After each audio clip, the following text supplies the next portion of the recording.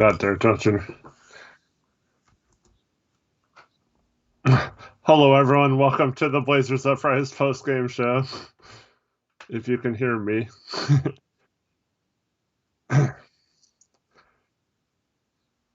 he did not do something right with the software, or it's not plugged in or something. So, yeah. That's so Tori, disappointing. Okay, I'm good. Tori's Now that about as prepared for this stream as the Blazers were to play I had a defense in good this game. intro, man. I had a good intro going. I'm so disappointed. I'm back off of only one stream in like 5-6 days, right? And I was expecting some rust, but I was performing well with the intro. The streaming software, for whatever reason, switched my mic to a bunch of zeros, which I don't have a mic named with a bunch of zeros, so it switched my mic to something else. So, anyway, I'm good to go now. Apologies, you guys just saw me talk for about a good minute there without saying anything. So, I'm just going to restart this entire intro. Welcome in, ladies and gentlemen, to the Blazers Uprise post-game show. Back after a 5-day layoff, the Blazers tonight get eviscerated by the Dallas Mavericks. Final score of 132-117. This was a game in which the Blazers it was the first game of the year in which the Blazers were missing players due to COVID protocols. They were missing Yusuf Nurkic, CJ McCollum, Ben McLemore, Robert Covington, Trendon Watford, Dennis Smith Jr., Cody Zeller as well. This was a game in which we got to see some 10-day contract guys play, and we'll talk about those guys later on in the program. But this was the Blazers' turn to go through missing some players due to protocols, and they certainly went through it tonight as they played maybe the worst defensive game I've ever seen in my life. This was a very rough one on the defensive end. The Dallas Mavericks starters almost shoot 75% from the field. Shout out to David Lester for that stat. He tweeted that out at us. That was rough defensively. The Mavericks have 106 points after 3 quarters. This was a Mavericks team without Luka Doncic, without Tim Hardaway Jr. They were shorthanded too. Kristaps Porzingis goes off for 34 points in 32 minutes. This was a rough one. This was not enjoyable in the slightest. And we'll talk about what went so wrong in this game. We'll break this thing down as always. Eric, what are your thoughts from this horrible defensive performance tonight?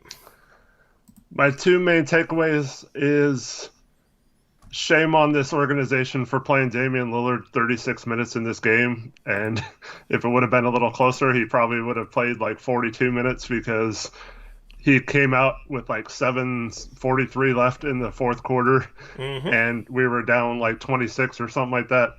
And like, what are you doing playing him like 17 straight minutes in the second half? You only give him 3 minutes of rest in the first half. Like, come on, we're down 20. Like, give this guy a break, dude. Like, there's no reason. This is why he has issues, is because we play him so many minutes in stupid games like this, and it drives me crazy, man. I don't care if he demanded that he stayed in the game. Like, you have to do what's best for him long term if you're the coach. And he's going to want to stay in the game. He's going to be a competitor and think, if I just stay in the fourth quarter, I can maybe cut into this lead.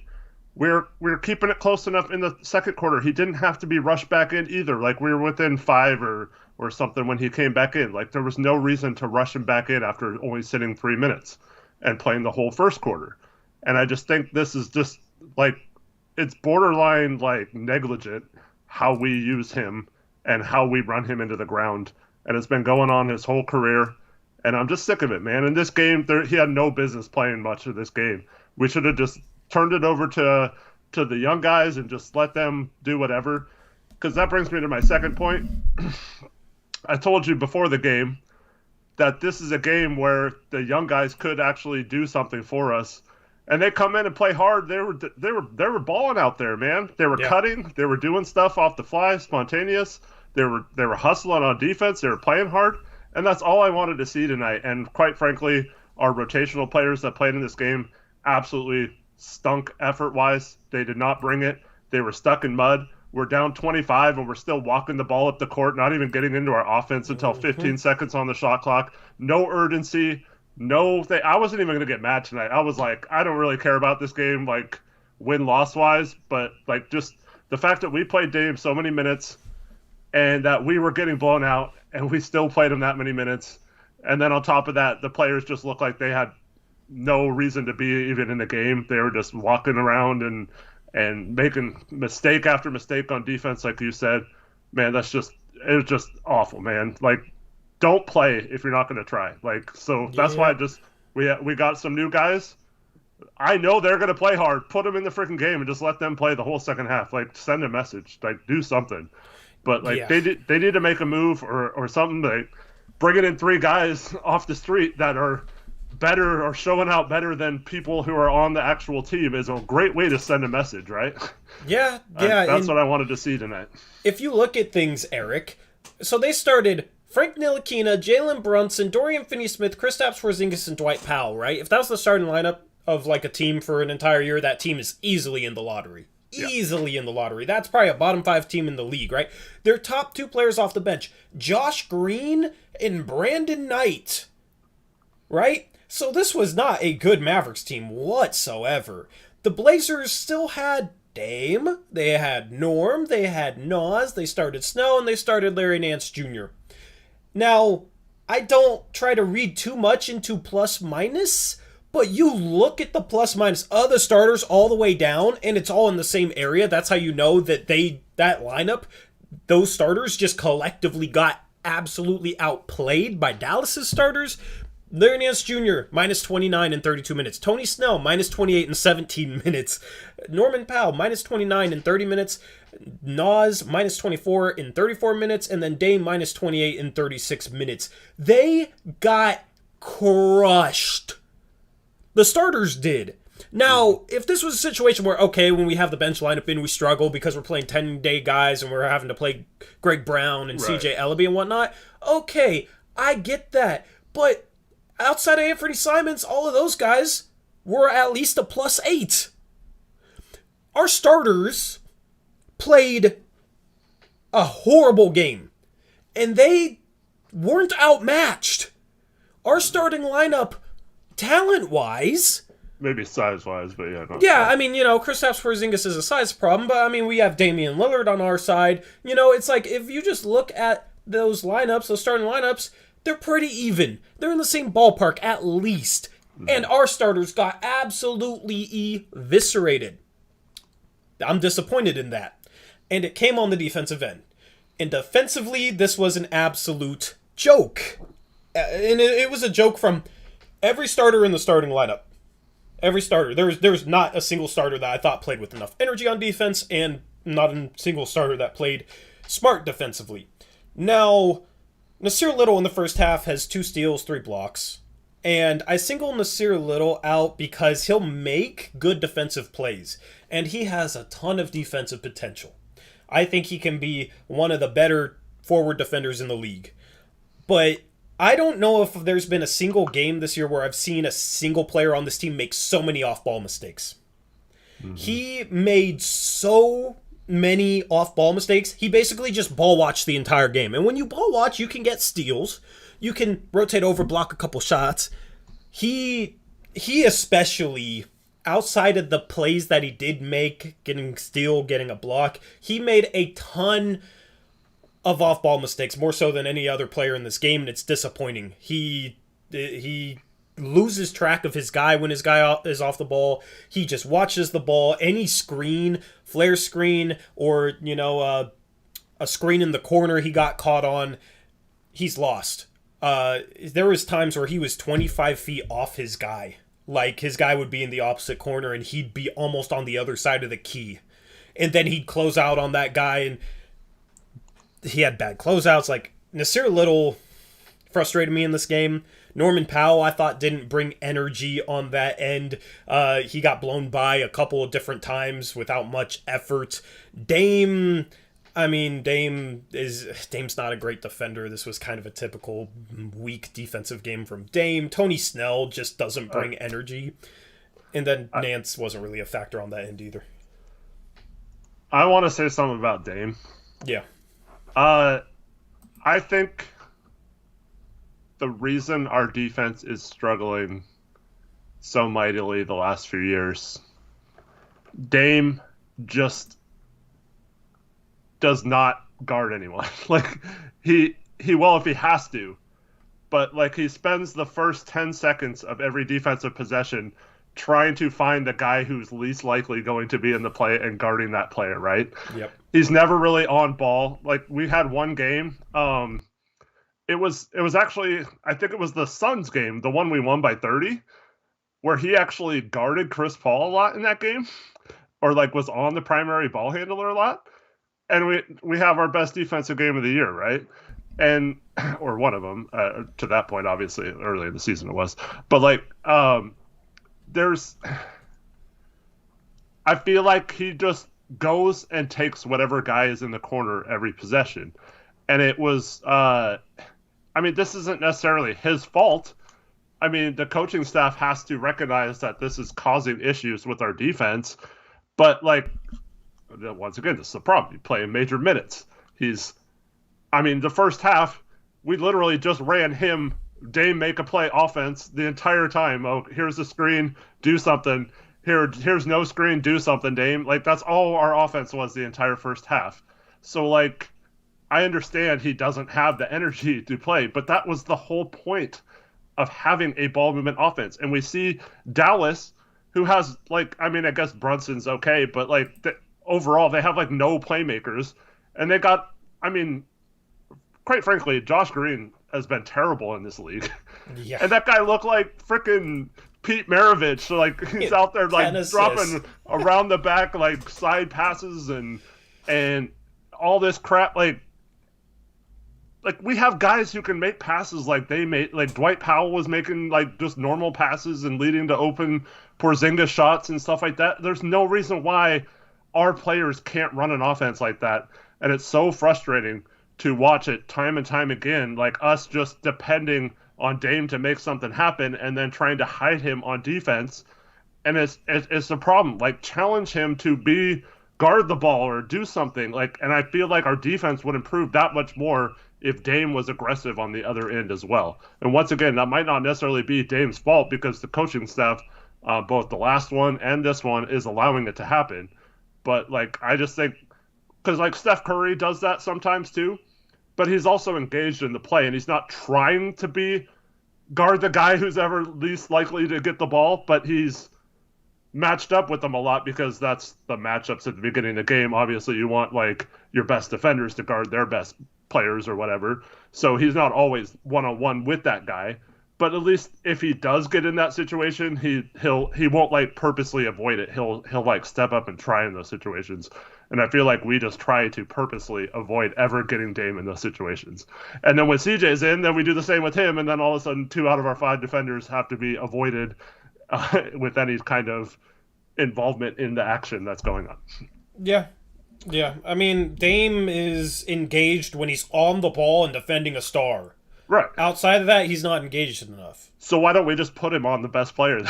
Like, I know his defense would suffer, but, like, I mean, his offense would suffer, but, like, I feel like our team would be so much better if he was, like, locked in Dame on the defensive end. You know? I mean, this game, obviously, you can't put him against Porzingis, and he was the guy that made everything go. 34 points, 5 assists. This isn't a one-game thing, though. This is, like, 3 years, like absolutely.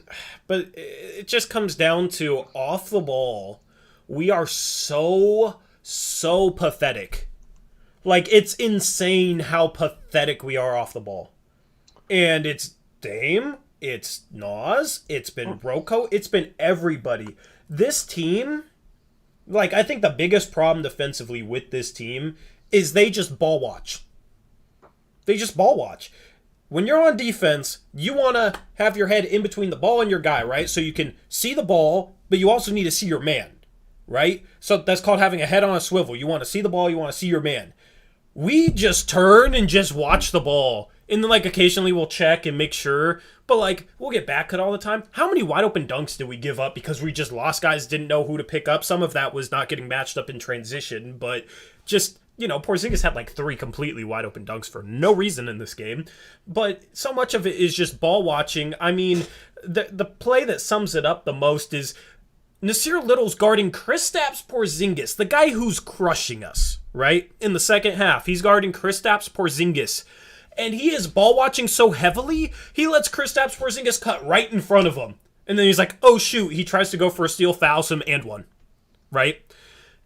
That's the perfect example. If you guys know what play I'm talking about, that is the perfect example for what's wrong with us defensively. We sit there and we ball watch off the ball. And it's even worse when you're stuck ball watching when you're guarding Kristaps freaking Porzingis. It's frustrating. You know, but it's like Nas will occasionally get a steal in that situation, and then people think he plays good defense because they don't really notice. Some people don't notice off-ball defensive mistakes, but everybody notices a steal. Everybody notices a block, right? So you get some people that get stuck thinking, oh, he's playing good defense. He's having a good defensive game. But, like, some of the plays he makes is him making up for him playing bad off-ball defense in the first place and getting back cut or getting face cut, right? And then a lot of other times, he can't make up for he's so out of the play, doesn't even have a chance to make up for it. So that's, I think, the biggest issue right now, and that's why we're so slow rotating out. It's like guys on the weak side of the ball, they get caught ball watching so heavily that when it gets skipped to the other side of the floor, they're like, oh crap, I have to go guard. Like, it's insane. Like, oh crap, there's players over there. It's like they're shocked when they have to rotate out to a skip pass. And it's crazy to me, man. And it's pretty much every single player on this team. And it's frustrating. Yeah. And for those in chat who are saying Nas is 21, I don't want to speak for you, but I ain't making excuses for him. Nas can still improve. So it's not something that he's doomed to be a bad defender. But he shows flashes of being it. Like, he should be better. Yeah. Like McGriff came in. He wasn't stuck ball watching. He made one mistake where he started to rotate out to somebody that wasn't Porzingis, and they kicked it to Porzingis instead, and then he tried to get back into the play. But that wasn't because he was ball watching. He was trying to split two guys, and he guessed wrong. McGriff plays his first NBA minutes, and he's doing a better job than any of our rotation players in terms of not just getting stuck watching the ball. Mm-hmm. It's a basic thing to not get stuck ball watching. Head on a swivel, see your man, see ball. They teach you that in elementary school. They teach, and if they don't, they teach you that in middle school. It's a basic freaking thing, and I'm not going to make the excuse that he's 21 and allow him to do that, because he could be so good defensively if he didn't ball watch so much. Yeah, the only thing I'll say to that is he's probably been, like, whatever team he's been on, his best on-ball defender his entire life, so maybe he just doesn't have a lot of experience playing off-ball. And still, I'm not trying to make an excuse. I'm just saying I still think you can improve off-ball if you study enough and learn the game and try to get a higher basketball IQ that way. Yeah, I mean, there's no excuse for it, though. In the end, there's no excuse. Like, I can understand making a mistake here and there, but we collectively make so many mistakes throughout the course of a game. You know, it's like we'll trap on the sideline and the guy guarding the guy in the corner is just stuck watching the trap and forgets, oh, I should deny the guy one pass away. You did a breakdown of that. It was Rocco a few streams ago. I don't know how many people watching this remember that stream or remember that play breakdown, but it's like even in basic situations, we just get stuck watching the ball and we don't see anything that happens off the ball. So then when we get screened, we're not able to get through it, right? And then it's an alley-oop to Andrew Wiggins, which you've broken down. You know what I'm saying? It's a pattern, and it's not due to size. We started two guards and we started Nas at the three, right? Like, we make so many off-ball defensive mistakes that aren't due to size or physical ability. It's due to mental ability, mental awareness, mental focus, that sort of thing. And that's why it's so frustrating. Yep, I agree. So, and that's one thing that, I mean, you and I both thought with a different coach who paid attention to that kind of stuff, if it was being emphasized, could clean some of that stuff up, and it just hasn't happened. I don't understand why that's not getting cleaned up, or if you're all about accountability, why, if you continue to make those mistakes like ball watching and turning your back, and then your guy cuts and you have no idea that he cut until he's already got the ball, and then you foul him, like stuff like that, why those kind of plays aren't being, a point of emphasis as to, if you do this crap again, you're going to get to the bet. Like, it's okay. If you make a mistake, everyone does it throughout the game, but like, when it's every person doing it multiple times a game, then it's just like something has to happen. And that's why I said like tonight would have been the perfect night. That's why I'm kind of mad Chauncey wasn't there because I don't know how much Brooks was allowed to like coach whatever, however he wanted to, or if it was kind of like Billups demanding that he coached a certain way or what. But like tonight would have been the ultimate message. You have three players who aren't even on the roster. Just put them in the game and bench people who aren't giving effort, and that could have maybe woken some of these people up. But unfortunately, we're just like in the spiral that I don't know if anything's going to get them out of it at this point. Yeah, and here's the thing, man. Like, Nas played a really good offensive game, okay? Mm-hmm. And there were some possessions he made great defensive plays. Yep. But, like, and we'll talk about his offense when we get to his player card, like we normally do. But in a game where this was maybe the worst defensive game I've ever seen, I know we didn't give up 145 like we did against the Celtics, but given how weak this Mavericks team was and some of the mistakes we made, this was such a horrible defensive game. That's what I'm going to focus on. And that's what I was trying to focus on throughout the game. And I was trying to watch Nas off the ball, because Nas has struggled off the ball this year. And especially in the second half, I was trying to watch Nas off the ball and just focus on him and not get caught up just watching the ball move. Because that's the thing. If you just watch the ball move, it's like, okay, pass to this guy. Wait, why is he so wide open? Why is there nobody around him? Wide open three. And you don't know why it happened. If you're not watching specific players off the ball and trying to see the entire play as it progresses. Mm-hmm. So that's what I try and do. And that's the breakdown viewpoint that I try and bring, right? So that's what I'm going to talk about right now, because this was the biggest thing in this game was how pathetic our defense was with our starters. We'll talk about his offense when we get to his card. Yeah. Do you want to thank the donos? Sure. Donald J. Torre, thank you for the 50 rupee donation. Mm-hmm. He asked, you got any beacon of hope for us kind of statement? I don't, dude. I mean, the more we lose, the more likely there is drastic personnel changes around the deadline. And for a lot of people, that's probably a beacon of hope. So that's the silver lining in the losses, I guess. That's about the best. And then shout out Roger, $2 dono. He just donated and said, do you guys see any silver lining for this season? He donated that right when I started saying exactly what the silver lining was. So appreciate you, Roger, with the $2 dono. That's the silver lining, is drastic personnel changes that a lot of people seemingly wanted. Yeah, and they showed Cronin in the audience when they had just scored and gone up like 27 or something. Did not look very happy. So I agree. I think he will make a move. I'm pretty confident in it. I don't know to what extent, but I think this team just needs to be different. Like it's just like we can't just keep running the same team out there and hoping. I mean, I know tonight we are missing half the guys. That's not what I'm saying. But like overall this season, I just feel like it's gotten stale a little bit, and it shouldn't have, because we've only had really half a season with Norm, and like almost a full season now between the two halves of seasons. But like it's not like that old. It's not like he's been here for 3 or 4 years. Rocco's was only here from last year. Nance is new. Nas getting rotational minutes is new.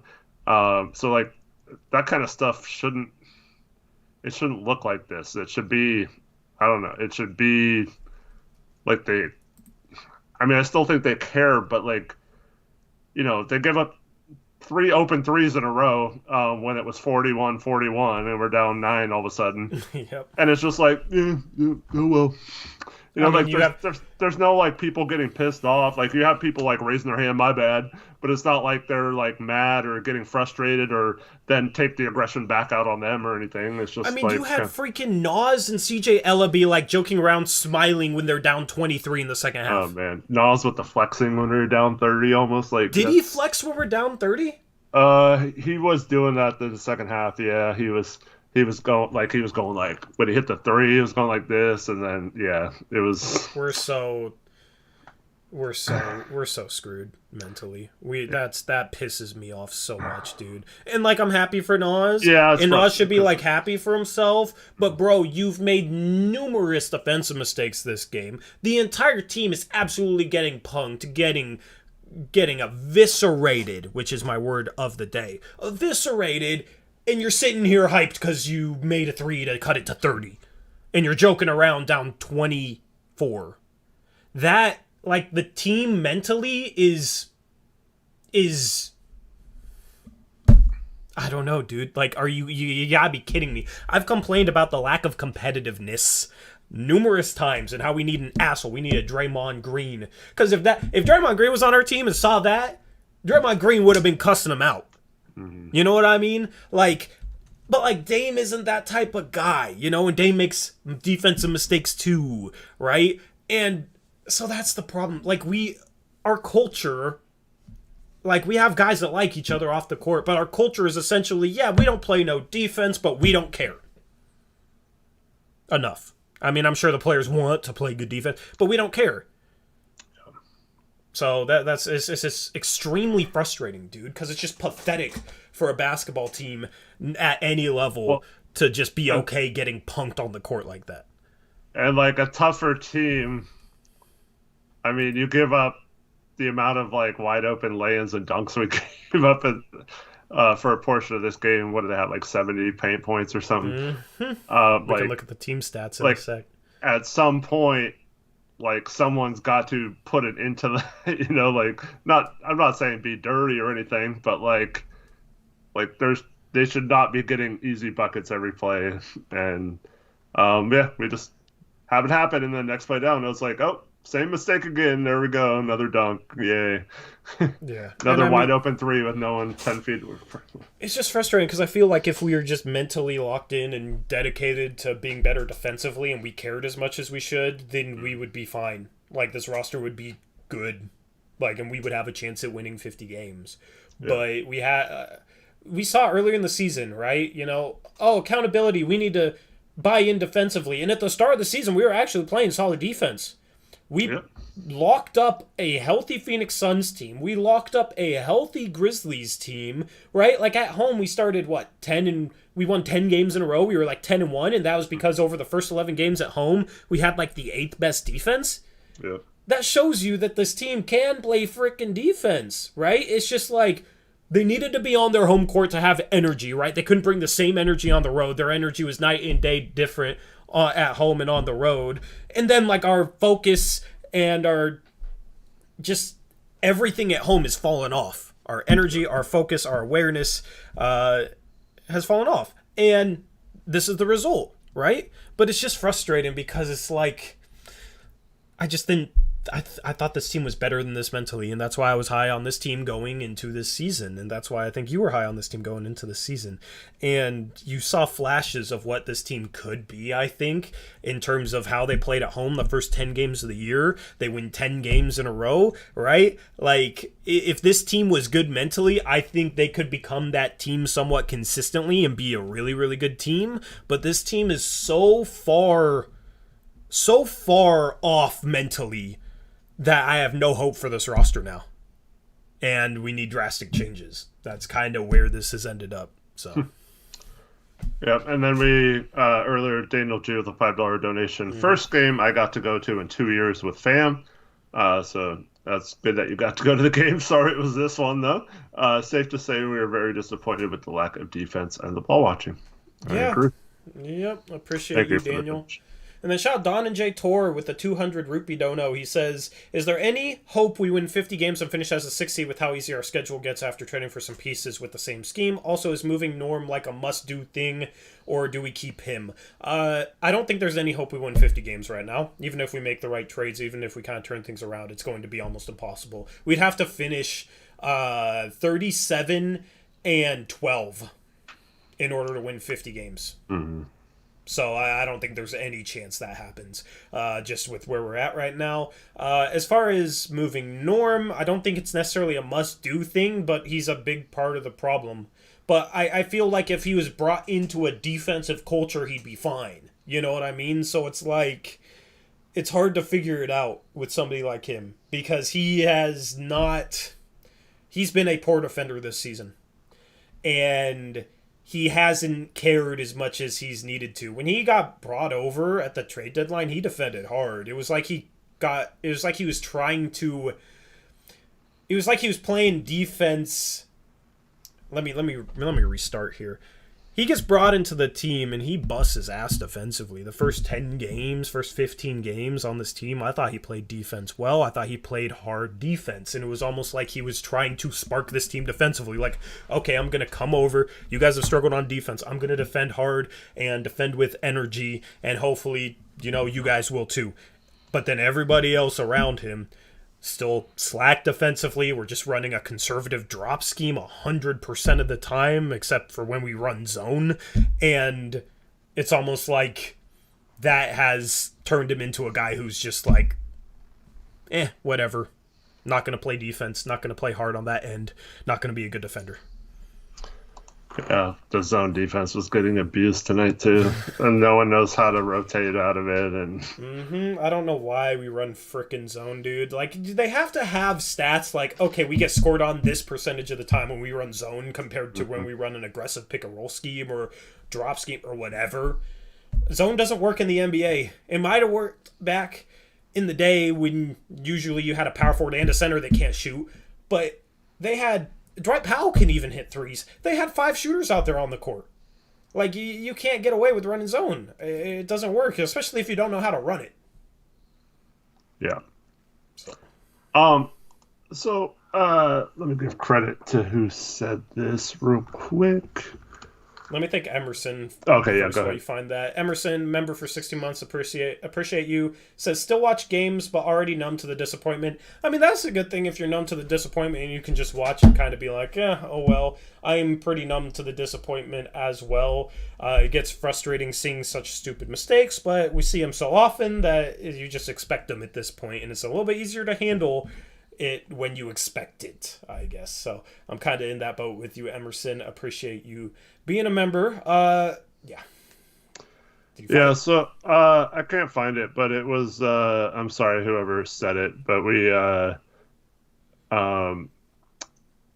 they're mentioning Pat Beverly on Minnesota. Now Minnesota went from 28th last year, or 14th right now in defense. And basically their only major change was Patrick Beverly. So I wouldn't even say that's necessarily all on him. But like, this is a team that was thought of to be horrible mentally, right?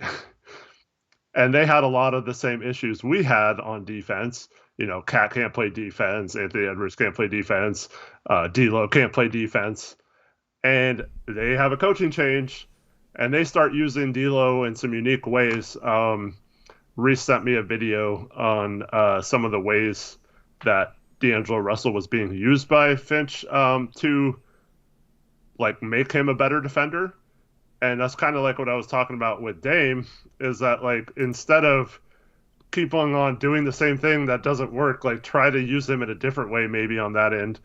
And they're 14th, which isn't great, but like it's vast improvement with basically the same roster plus Patrick Beverly. So there's no reason why we couldn't see that same type of improvement like from some of our guys. And there's no reason why someone like Nas can't just develop that Patrick Beverly mindset, or Norm should have that mindset, because he could be that kind of tough physical pest that Beverly is. So but it's almost like in your DNA. Yeah. Like that's in Pat Beverly's DNA. I don't think that's in Norm's or Nas's. But it wasn't in Karl Anthony Towns' DNA. It wasn't in D'Angelo Russell's DNA. And they're playing great defense this year. And that's like, we talk about how it's just mental mistakes, and like we've kind of given up because it's maybe they have such a low basketball IQ that they can't fix it. But like then you see a team like Minnesota that did fix it with basically just one player and a different coaching philosophy. And that's like what us, we bring in a Larry Nance, and we bring in a Tony Snell, or like, I don't know, he's not a great defender, but like, we brought in some guys that should help that. We bring in Robert Covington last year. we don't use him right on our defense. Like it's just like a lot of things that we just bring in these guys and like, oh, bringing them in will make our defense improve. We don't do anything like to make sure we use those skills or if they're not working to change it up and do something different. They found their defensive leader, though, and we don't have a defensive leader. Right. We don't have somebody that takes leadership on that end and holds others accountable and holds himself accountable enough. We don't have that guy. And that guy obviously isn't going to be Norm. That guy obviously isn't going to be Nas. I mean, maybe Nas, like, once he's in his prime, maybe he's that guy, but he's so unfocused off the ball. Like, I have a hard time seeing it being Nas anytime soon. It's not anybody on this roster. We don't have anybody on this roster that is a defensive leader. And I'm not just talking about from like a defensive production standpoint. I'm talking about from like an emotional and energy standpoint and attitude standpoint, right? Like bringing in Ben Simmons, which I don't really think is realistic because Daryl Morey is stingy AF. But, bringing in Ben Simmons, he's one of the best defenders in the league, right? But I don't know if that would be better than like a Pat Beverly. He's a better defender than Pat Beverly, but I don't know, like Ben Simmons doesn't seem like the type of guy to be an emotional leader defensively. He's just extremely physically talented.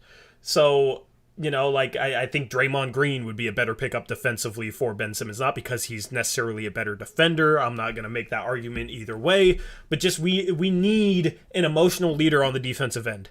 And like, there's certain guys on this roster that I don't think would necessarily follow suit, but there's certain guys on this roster like a Norm who it's like, if we had that guy defensively, that defensive leader, like I could see him going back to being a good defensive player. You know what I'm saying? So that's really what we're missing. The problem is there's really nobody like that available. That's a rare breed. Mm-hmm. Might just have to overpay for somebody. Who, though? I don't know. Well, DJ Vega mentioned Marcus Smart, who I've seen some conflicting stuff on. His contract might actually be tradable by January 24th. I don't know if they would trade him, but... I mean, Marcus Smart would be... Like, I've never been super high on Marcus Smart, but Marcus Smart would be ideal if you find a way to get him. So, a guy we talked about last night is Josh Hart, who's kind of a poor man's Marcus Smart. Yeah, is he really like that defensively, though? Like, in terms of just he's having that good. attitude. He's not as good as Smart, obviously, but... we just need somebody with so much fire, so much feistiness. You know what I mean? Like, Dylan Brooks defensively would be perfect. Right? Offensively, I don't like Dylan Brooks at all. Like, not at all. But defensively, he'd be perfect. Like, attitude, energy-wise, he'd be perfect. We need a guy like that. And, like, people will toss out, like, TJ McConnell. I don't think TJ McConnell is like that. Well, he's out for the year anyway. And he's out for the year. Thibault, I don't think, is like that. Like, they're good defensive players, but they don't bring the fire that we need. For like McConnell might, but yeah. I don't know. He's never really... He's always just seemed like a guy who just goes about his business and gets the job done defensively, but not like an emotional leader on that end. Mm-hmm. Like a Marcus Smart, Pat Beverly, Draymond Green, Dylan Brooks is like the type of energy, attitude, fire, feistiness I want from like a defensive leader.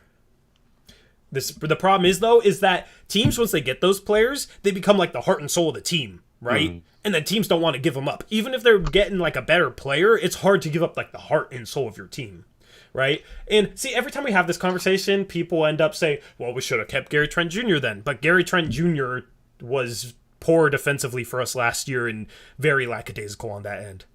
He's not a guy who's a defensive leader either. And much like you're saying about Nas, I don't know if even if he was like that personally, I don't know if it could translate to being the heart and soul of a team at this stage of his career. Now, if he keeps playing defense well, then maybe, but yeah. Yeah, so, I mean, that's kind of where we're stuck, and that was like the first thing I said we might need, like, because I didn't talk trades the first 20 games, but that was like the only thing I felt like maybe we were missing, and now I feel like it's completely obvious. So, Anyway, let's move on to the team stats.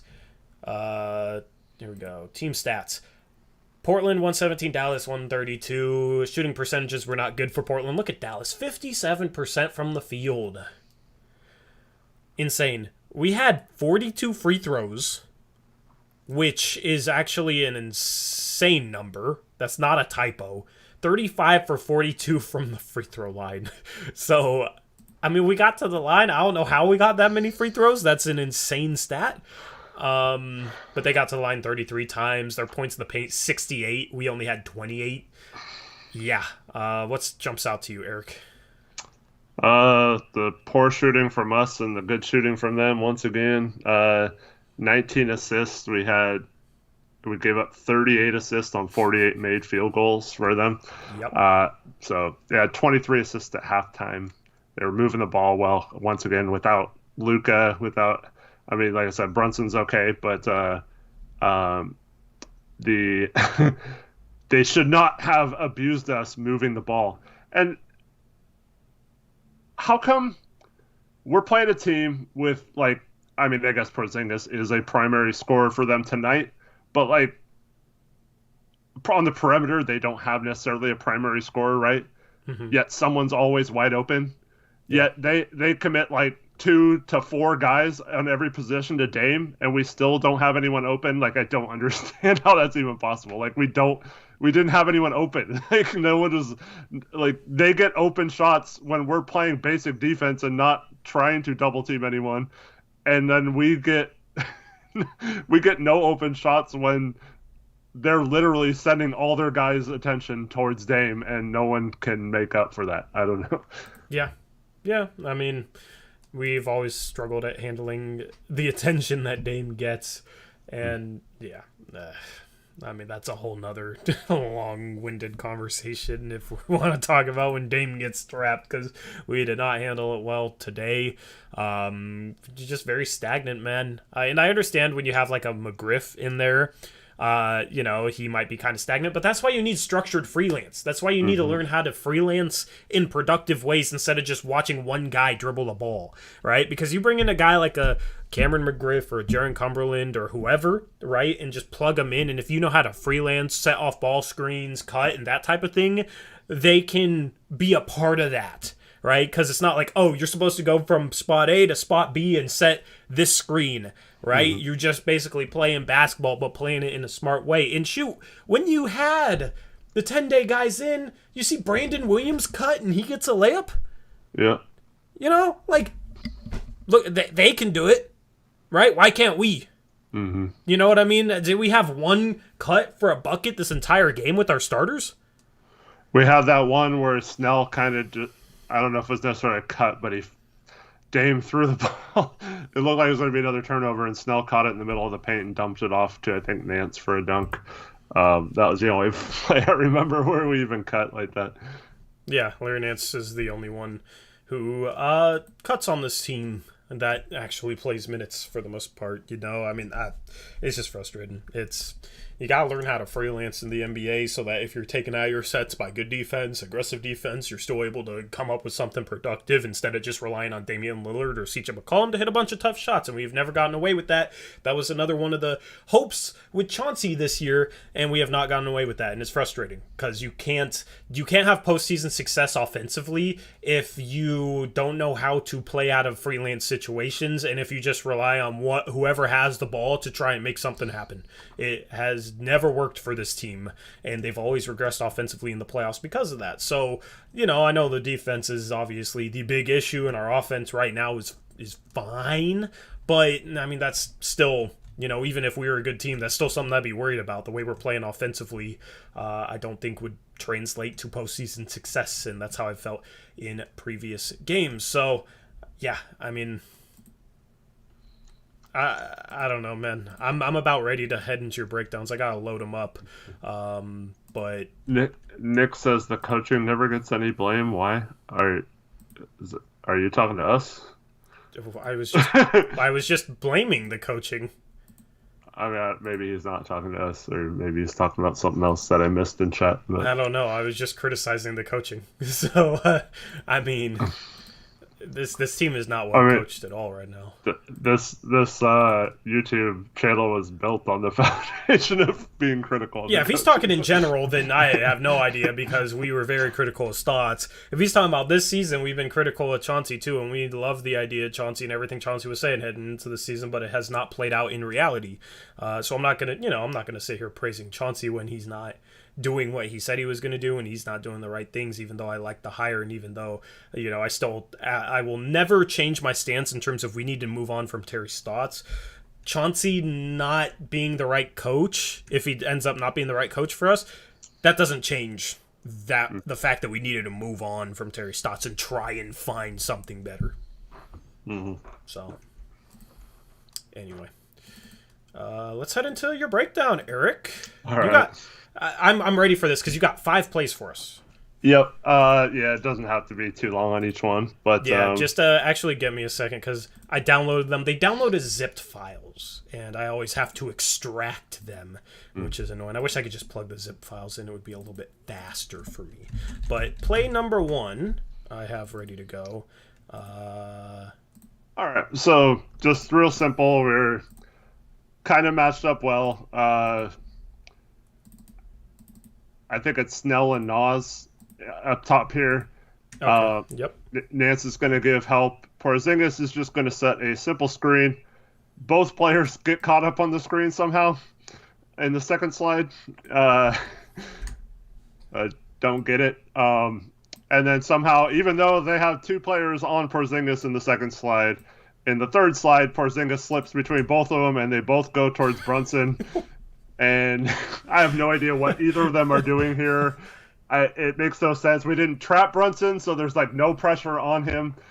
Yet both Nas and Snell are out of position now, and neither of them take the roll man. And neither of them are guarding Brunson either. Nas is trying to run through to go to Powell for some reason.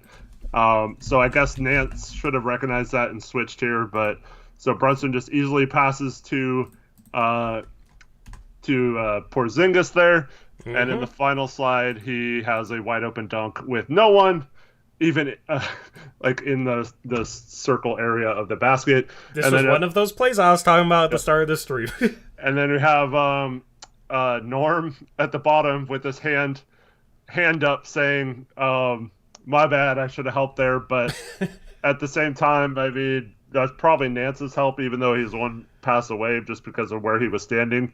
Yeah. And they obviously had the game plan to not guard Powell at the 3-point line, even though he hit a 3.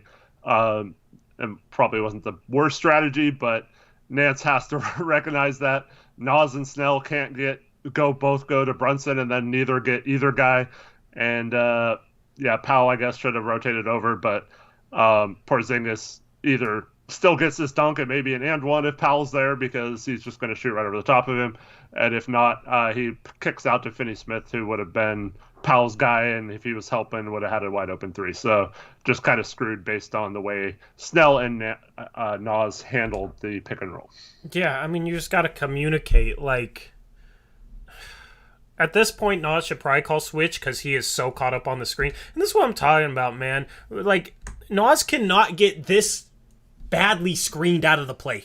He knows it's coming, too. Yeah. He knows it's coming. Like, you gotta be able to get through the freaking screen, dude. And what is Snell doing? I don't know. Snell's not giving him a gap underneath. Yep. Snell's just kind of hugging him. He's not, like, this doesn't make sense. Like, but here's the thing. If you're Nas and you're that cut on a screen, you gotta yell switch, right? And then if Snell doesn't switch, it's on Snell. But it's like Snell realized, okay, I gotta switch, and then Nas still tried to run back to ball even though he was way late because he got so caught up on the screen. I mean, that's just the stupid stuff, dude.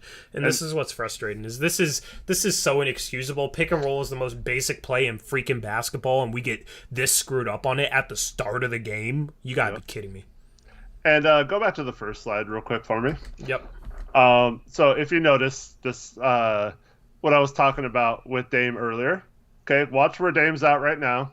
Mm-hmm. And he's guarding Frank Ntilikina, who in this game apparently was the second coming of J.J. Redick. But normally he's like I said with Powell, you might not worry too much about him giving up an open 3. You probably want to guard Porzingis or whatever. So go to the second slide for me. I'm just standing. Dame's still in the same spot, right up on his guy, right? Yeah. Third slide. Yeah, he didn't move this entire play. Dame's still there on the corner up on the... Yep. Yep. Dame turns around, watches Porzingis dunk. Like, I mean, this isn't Dame's responsibility. No, but I this know is kind of what we do. I know with it's Dame. not, but this is what I was talking about earlier. This is literally what we have Dame do on defense every play, and it's like we're playing 5-on-4 because he's just who's ever in the corner. That's his responsibility. If that guy gets screened, he takes whoever locates to that spot, And I mean, it's just this is why we don't have effort because it's this conservative, like lazy defense that doesn't involve like fighting through screens. We don't hard trap ever. We kind of like hedge or in this play we don't do either. And it's frustrating because this kind of stuff, we talked about it with the drop scheme. This leads to the lackadaisical effort because our design is to be lackadaisical and give up certain shots and to let them get to certain spots. But yeah, it's frustrating to watch this continually play out like this. Yep, I absolutely agree. I am almost ready to go to play 2. I'm just getting all these plays in here before I move on. All right, there we go with play number 5. Extract, cool. All right, so play number 2. So what we got? It was 41-41, right? So you had mentioned that you wanted to see this play, the play before this, actually. Yeah. So I didn't get that the one. play before this, Nas played terrible off-ball defense, right? So and I requested it. Nas just drops off of Porzingis and then doesn't close out fast enough. Porzingis hits a 3. So with that in mind, Porzingis has just hit a 3-point shot to go up 3. And then very next play, so we have, I think that's Brandon Knight. Knight back again. With the ball. He's going to get a screen from Porzingis. And then Powell's going to come up and set a bit of a double screen as we go to the second slide. Yep. So notice Larry Nance here. He's going to, and once again, look where Dame is, too, real quick. Yep. Guarding the corner. I think that's McGriff in the game at this time. So he's on Powell, right? Yep. And I think Nance thinks he has Powell too in this situation. But like Nas has to recognize that he needs to switch this because he's guarding Porzingis, so he can't leave. Or I don't know who they got mixed up. I don't even know who thought they had who. I think one of Nance or McGriff had Porzingis, but at this point, like Nance clearly sees that McGriff is there on Powell. Like he can't just stand there. So as we go to the third slide, Nance is still standing there as Porzingis gets the ball. Nas goes with the roller, who's Powell, after McGriff switches, and they vacate the scene. And Nance doesn't close out. Porzingis has his back-to-back 3-point shot. I don't think McGriff did anything wrong on that play, but Nas and Nance definitely, one of them has to know where Porzingis is. And like we talked about, the game plan looked like it was to not really care about Powell on the perimeter. So why are we having 2 guys guard Powell and none guarding the one guy we do want to care about? Yeah. This was a frustrating 3 to give up. And I don't know what the game plan is here, but like the game plan ideally would be Nance takes whoever rolls of the screeners, Nas switches on to whoever pops, because the screener is not going to pop to the far side of the court because that's where the ball handler is going, right? So McGriff here just simply switches on to the ball handler, Nas takes whoever pops, Nance takes whoever rolls. You know what I mean? And here's the thing, if we had guys that had good situational awareness, they probably would have guarded this correctly, but we're just so unaware we don't know what to do with a simple double screen on the ball. Right? It's a little bit more complicated than a pick and roll, but it's a double screen, right? Like that's generally, if you're going to switch it all, that's how you switch it, is McGriff switches out onto the ball, Nas takes the pop guy, Nance takes the roll guy. And if that was the game plan, this is on Nas because he didn't take the pop guy. Nas ended up taking the roll guy, even though Larry was below the screen. So either Nas should have stayed on the ball, or he should have taken the pop guy. It doesn't make sense why he's going with the roll guy here, because whenever you have a double screen, usually one guy is sagging in the paint and there's another guy who's up at the point of the screen. So whoever's sagging in the paint is going to take the roll guy. So I don't know why Nas takes the roll guy here.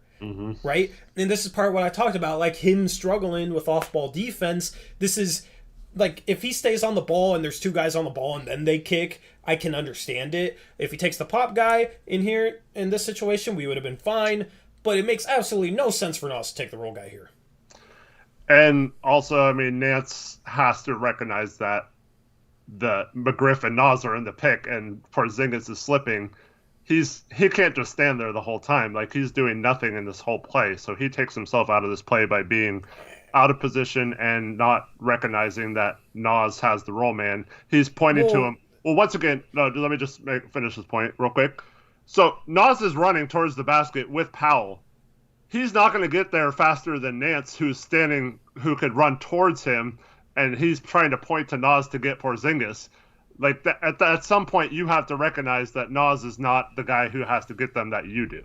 Yeah, but there's no chance that Nance even gets out close enough to bother this. But, like, he didn't move from this position from the beginning when he didn't need to be there. So I don't know why he stood there from the beginning of the possession. I mean, he probably doesn't realize until now. Yeah. Well, like, yeah, he takes roll guy here, right? He probably thought Nas was going to switch out onto Porzingis and didn't realize until now that Nas wasn't switching out on him, and he's just like nowhere close.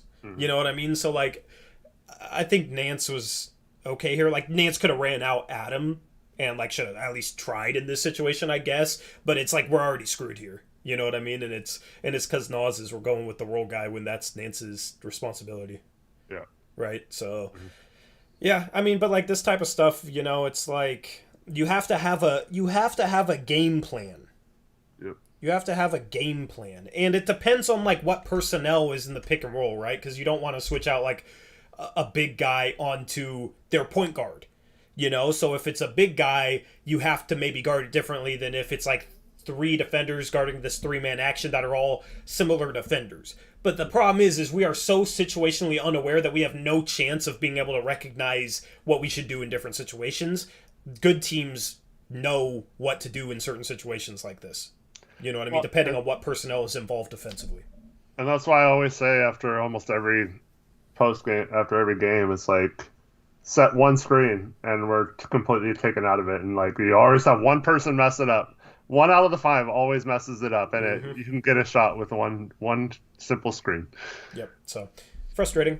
Anyway, what's play number 3? So play number 3 and 4 is just a kind of similar action from the Mavs. I just want to show you what happens in both of these situations. So they're going to post up Porzingis in both. So the first slide is just them setting up the play. They set a cross screen for Porzingis. He comes across, gets the ball. So the first couple dribbles by Porzingis, after we go to the next screen, we're on the next slide, yeah. So you watch, like, Nance is in good position, Dame is in decent position, I guess. Nas is going to slowly creep down into the middle as we go to the next slide. So he's going to. He just stops right there, right? And he just stands there. So this is the absolute worst thing you can do. You have to either fly at Porzingis and double team him, hard trap, hard double team, like force the ball out of his hands, or you have to stay home and just pray that he misses in a one-on-one turnaround situation, right? So you can't do neither. So Nas not only is out of position here, and doesn't fully go to Porzingis, but in the next slide, Porzingis is going to kick it out to his man, and instead of properly closing out, he's going to fly at him, and then as we go quickly to the next slide, to combat it, he reaches for a steal, which he whiffs on, and in the next slide, I think that's Finney-Smith, blows right by him, and it doesn't stay in front of him, and now when he's got caught in a situation where Nance, the Nance position right here is the constant Nurk position, right? Because of our bad perimeter defense. So we have a situation where Nurk has to either decide to stop ball or stay on his guy or whatever. And Finney-Smith in this situation Nance comes up to stop him, and he dumps it off to Moses Brown for the easiest 2 points of his career on a wide open dunk. Yep. And this is all because of Nas being out of position and then combating that by trying to reach instead of getting in good defensive position and just letting his guy go right by him and exposing our defense, right? Yep. And that puts our rim protectors in a bad position. And this is what constantly happens to our defense. All Nas has to do, if that was Larry Nance, he would have just made sure that guy stayed in front of him and that he didn't get by him. He wouldn't have cared if Finney-Smith shot a three. He would put his hand up and contest, but that's better than letting him go right by him and getting a wide open dunk, right? Yep. So this is why we always try to say Nurk is put in such bad positions, because this is constant. And then someone will bring up they say Nurk isn't a good enough rim protector because he's not able to. Nurk sucks. He gave up. His man got a wide open dunk on this play because he's a horrible defender. Like when it's not even Nance's fault on this play. Yeah. That's the thing. A lot of the breakdowns start before the finish of the play. Mm-hmm. One breakdown can leads to other people trying to cover for it, and you're just in scramble mode. You have to look at where the breakdown started, and in this play it was Nas. And then, but then we go to the next play if you have that ready. Yeah. Well, let me just say, there were so many plays of this from Nas, and it sucked because I was critical of him, and I had a lot of people, not necessarily a lot of people, but I had some people give me a lot of crap for criticizing Nas off the ball. Oh, he has 2 steals and 3 blocks. Were those bad defensive plays?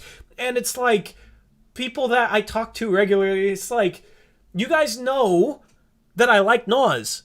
I'm not going to hate on Nas just to hate on Nas, as if that's fun to me, right? I'm not going to sit here and say he's playing bad off-ball defense for the hell of it, right? I watch him a lot. Him, Norm I was watching, there's certain guys that I like to focus on each game off the ball. This game, it was Nas, right? And there were so many mistakes like this, but the thing is it's hard to notice in this play. If you're just watching the ball, just watch the ball as I scan through these slides, okay? If you're watching the ball, you're not going to realize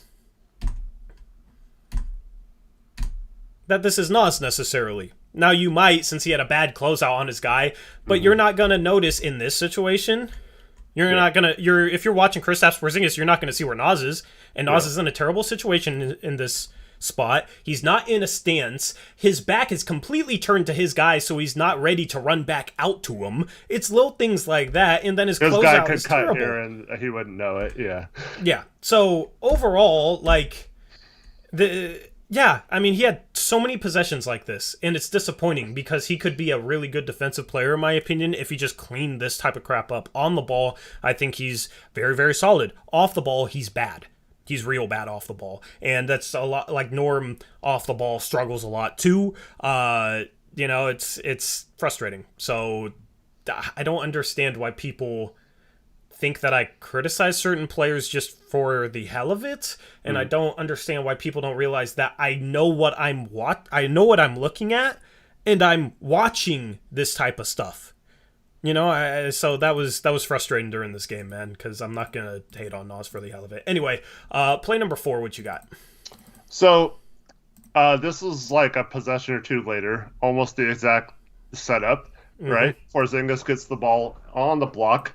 They're not quite down the court in the same position yet, but Nas is going to be in a similar situation, right? He's kind of stuck between whether he should trap here because his guy is just crossing half court, or whether he should wait for him to come down. So he's going to stay there, and the same pass to the exact same spot in the second slide.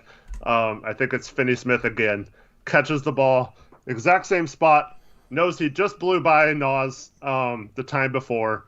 And as we go to the third slide, Nas actually, on this play, doesn't reach, keeps him in front of him, right? Mm-hmm. And then we go to the fourth slide. Everyone's back in good position. Nas gets the ball out of his hands. He has to pass off to the corner. So this play continues, so we play it perfectly, right? Maybe you learn from it, right? You would hope. That's the hope. Mm-hmm. So they get the ball to the opposite side of the court in the next slide. This is kind of a long play. And then so they start to drive, and I think that's probably Brandon Knight drives. Mm-hmm. And he at this point he's got Snell and Norm on him, right? Um, or Norm's like helping. But watch the next slide. Yep. Uh, so Brandon Knight's going to drive, and we have all 5 players in the paint, right? Mm-hmm. But Brandon Knight still somehow gets by. He's in front of like all 3 of them, and Dame's of course guarding the corner guy, so he shouldn't be there. But like, so this is the problem. Like we have all 5 guys in the paint, and the guy still gets basically to the rim because we can't keep anyone in front of him, right? Yeah. And so Nas and Dame are doing nothing by being in the paint here. They're not in the play to stop Brandon Knight, and Yeah. they're not doing anything, right? This is Nance's help once again, and if he probably could dump it off to Moses Brown for the dunk there again, because Snell didn't keep him in front of him. But so Knight's going to kick it out to Josh Green at the top there, and Nas and Dame are going to be. They both have their back turned, so they still haven't even started going out at all. So he catches the ball. They haven't started going out yet because they had to turn all the way around. So Nas has no chance. Josh Green does an unselfish thing and passes to the corner. Dame tries to close out, but in the final slide, you see he does so with both hands down on his knees. And at the end, he kind of puts his hand up. It's not a picture, but he just kind of flashes his hand at him, not really closing out very hard, and they get a wide open 3 because of it. Yep, and I am tired of, let me get back to the right slide. I am tired of this helping 3/4 of the way and completely turning your back to your guy. Yep. You're not guarding your guy, and Nas and Dame aren't helping at all. They're not guarding their guy, and they're not helping. They're doing absolutely nothing. Because like if Knight shoots, they're not contesting. If he dumps it to Brown, they're not stopping him from dunking. So if you're gonna help all, like, even if it's like, Nas should not be helping here. This is not Nas's help responsibility, but if you're going to make a mistake in help, at least just try and get all the way to the ball and actually make a play, provide some pressure. Maybe you tip a pass or something, right? Don't help 3/4 of the way, turn your back to your guy, and then just watch the ball handler as he gets to the rim or kicks out. That's so stupid. That's so, like, blatantly bad defense. Like, that's the worst possible thing you can do. And we have Nas and Dame do that in this situation, which is extremely frustrating. So, and I don't understand. Like, Nas should be sideways compared to the ball in his man, right? It's a basic thing. When you have your hands up, you want to have one hand basically pointing at the ball. You want to have your other hand basically pointing at your man. And you want to be, like, sideways, perpendicular to that action. He's completely facing the ball handler. It's terrible. And you don't want both Nas and Dame down there. Like one of them, maybe I could maybe justify it. Like one of them thought they were supposed to be helping, but to have them both there, that's just bad recognition. Yep, absolutely. So another terrible off-ball play. Yep. And if you love terrible off-ball play, you're going to love play 5. Let's go. Let's get it. Play number 5. Final play. What do we got, Eric? I'm sorry. I had to do this for you, Tori, but for the rest of you, I mean, this is just so bad. I had to pick on my guy, Nas. You guys know I like Nas, but here's another example of it. So if they're set up, Nas is going to be guarding. There's a guy down in the corner off picture. Yep. But like he's going to be guarding that guy in the corner. And as we go to the next slide, we see they kind of run some action up top, but they go, it's like away from where Nas is. And then we go to the third slide. Pretty good setup still for everyone except for Nas. Who once again has his back turned, is standing in the paint with his back turned. There's no one in the paint, so he's not like helping. I mean, he should be somewhat aware of this situation, right? So he's got his back turned. He's almost to the basket level, and I think it's Josh Green from here throws a pass out to the corner Great skip pass. Yeah, look at where Nas is. Yeah. Oh, he goes all the way over. Yeah, I forgot that. And he's slide. not ready to run back out. And I mean, Yep, Dame could back maybe turn. help him by being ready to get first pass, but he is so far off his guy for no reason. The ball's not a threat. The ball is contained. Why is he standing in the middle of the key? Yep. And so to make things worse, so like I said, he's got his back turned, right? Mm-hmm. So this pass is going to get zipped to the corner. This is actually not that hard of a pass because, Nas is so far off of him. Yeah. So Nas is going to turn around. Keep in mind, he's still in the restricted area, right? And his guy has the ball. I think that's Finney-Smith once again. Finney-Smith's going to, bobble the ball, and as we go to the next slide, he still is, having trouble catching it. Nas actually stops for a second on the block. He stops right here and then realizes, oh, crap, I do have to go out. I don't know why he stopped, but, he just stops, and then he over pursues on the closeout. Mm-hmm. And so Finney-Smith could have shot the three. He doesn't. So he kind of reaches here, misses once again. Yep. Finney-Smith blows right by him. And so Nas went from being, 15 feet off of him to running out at him and then letting him just blow right by him. And then he swipes again at the ball, misses, and Finney-Smith gets a lay-in. Yeah. Yeah. But he had what? How many steals did he finish with? 2 steals? 2 or 3, yeah. Yeah, he had 2 steals in the first half. And people noted, oh, what a great play, what a great steal. But, look how many times he reached on this play. He's, the whole situation with his positioning in the first place was absolutely terrible once again, but still closes out and then just reaches instead of sliding his feet to stay in front, and the guy drives right by him. And then when the guy's going up, he reaches, misses the ball. That can result in and ones a lot of times. That's the thing is, you can't base good defense off of somebody that gets a lot of steals. Mm-hmm. Okay? Because guys Robert Covington, we've been complaining about, chases steals like crazy. And Nasir Little is becoming a guy who chases steals like crazy. And yeah, it's good when they get a steal, but if they're putting themselves at a disadvantage because of how much they're reaching, it's not a good thing. It's not a good thing.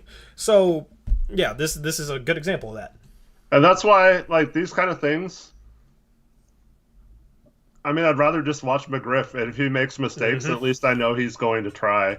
The other guys that came in, they were flying around, at least, they didn't know where to be half the time, but they knew where to, run to when they messed up, and they knew they tried to recover, and they were given effort, and this is just, frankly, this is just kind of lazy defense, and this is the kind of stuff that will not let you become a good defender if you pull this kind of weak stuff. And you know what's sad is I can specifically remember about 3 or 4 plays where Nas played terrible off-ball defense that you didn't I know. list.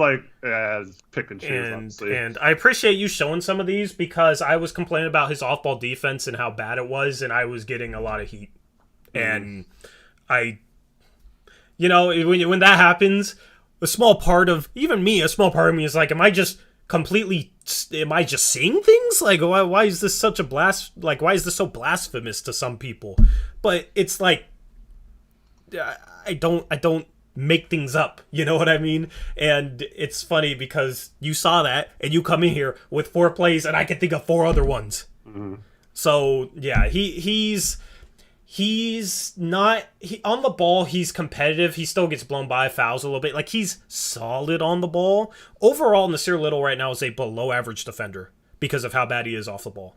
He does not help this team defensively, right? And it's frustrating. And people say, "Oh, he's 21. He's been in the league 3 years, and these are such silly mistakes." But everybody makes them, you know what I mean? So I'm not trying to sit here and nitpick Nas. It just seems like some people have an overinflated opinion of his defense that it just starts a lot of arguments. So yeah, well, the problem is he's a below average defender, right? Even if I agree with that, he's still one of the better defenders on the team. So. Yeah, but it's just because you're better than some other terrible No, defenders I on the team know. doesn't mean you get a pass too. No, you I'm know, not so. giving him a pass. Obviously, I Yeah, had no, all I his know. plays, but like, I'm just saying, like, it's kind of sad that like he's our hope for defense when he's not But that's the thing is, playing it's that like, well oh, either. if Chauncey teaches these guys how to play defense off the ball and holds them accountable, and they watch film and realize their mistakes and like fix these sort of mistakes and become good team defenders, this can be a good defense. Yeah. But we haven't made any progress, and we're 33 games in, and I don't understand why. Yeah. So it's frustrating, and that's kind of where we're at today, and that's why I'm just ready for multiple guys to go, you know, and like we'll talk about Nas's offensive game when we get to the player cards. That is Brant's breakdown, but you know it's just the defense is the problem.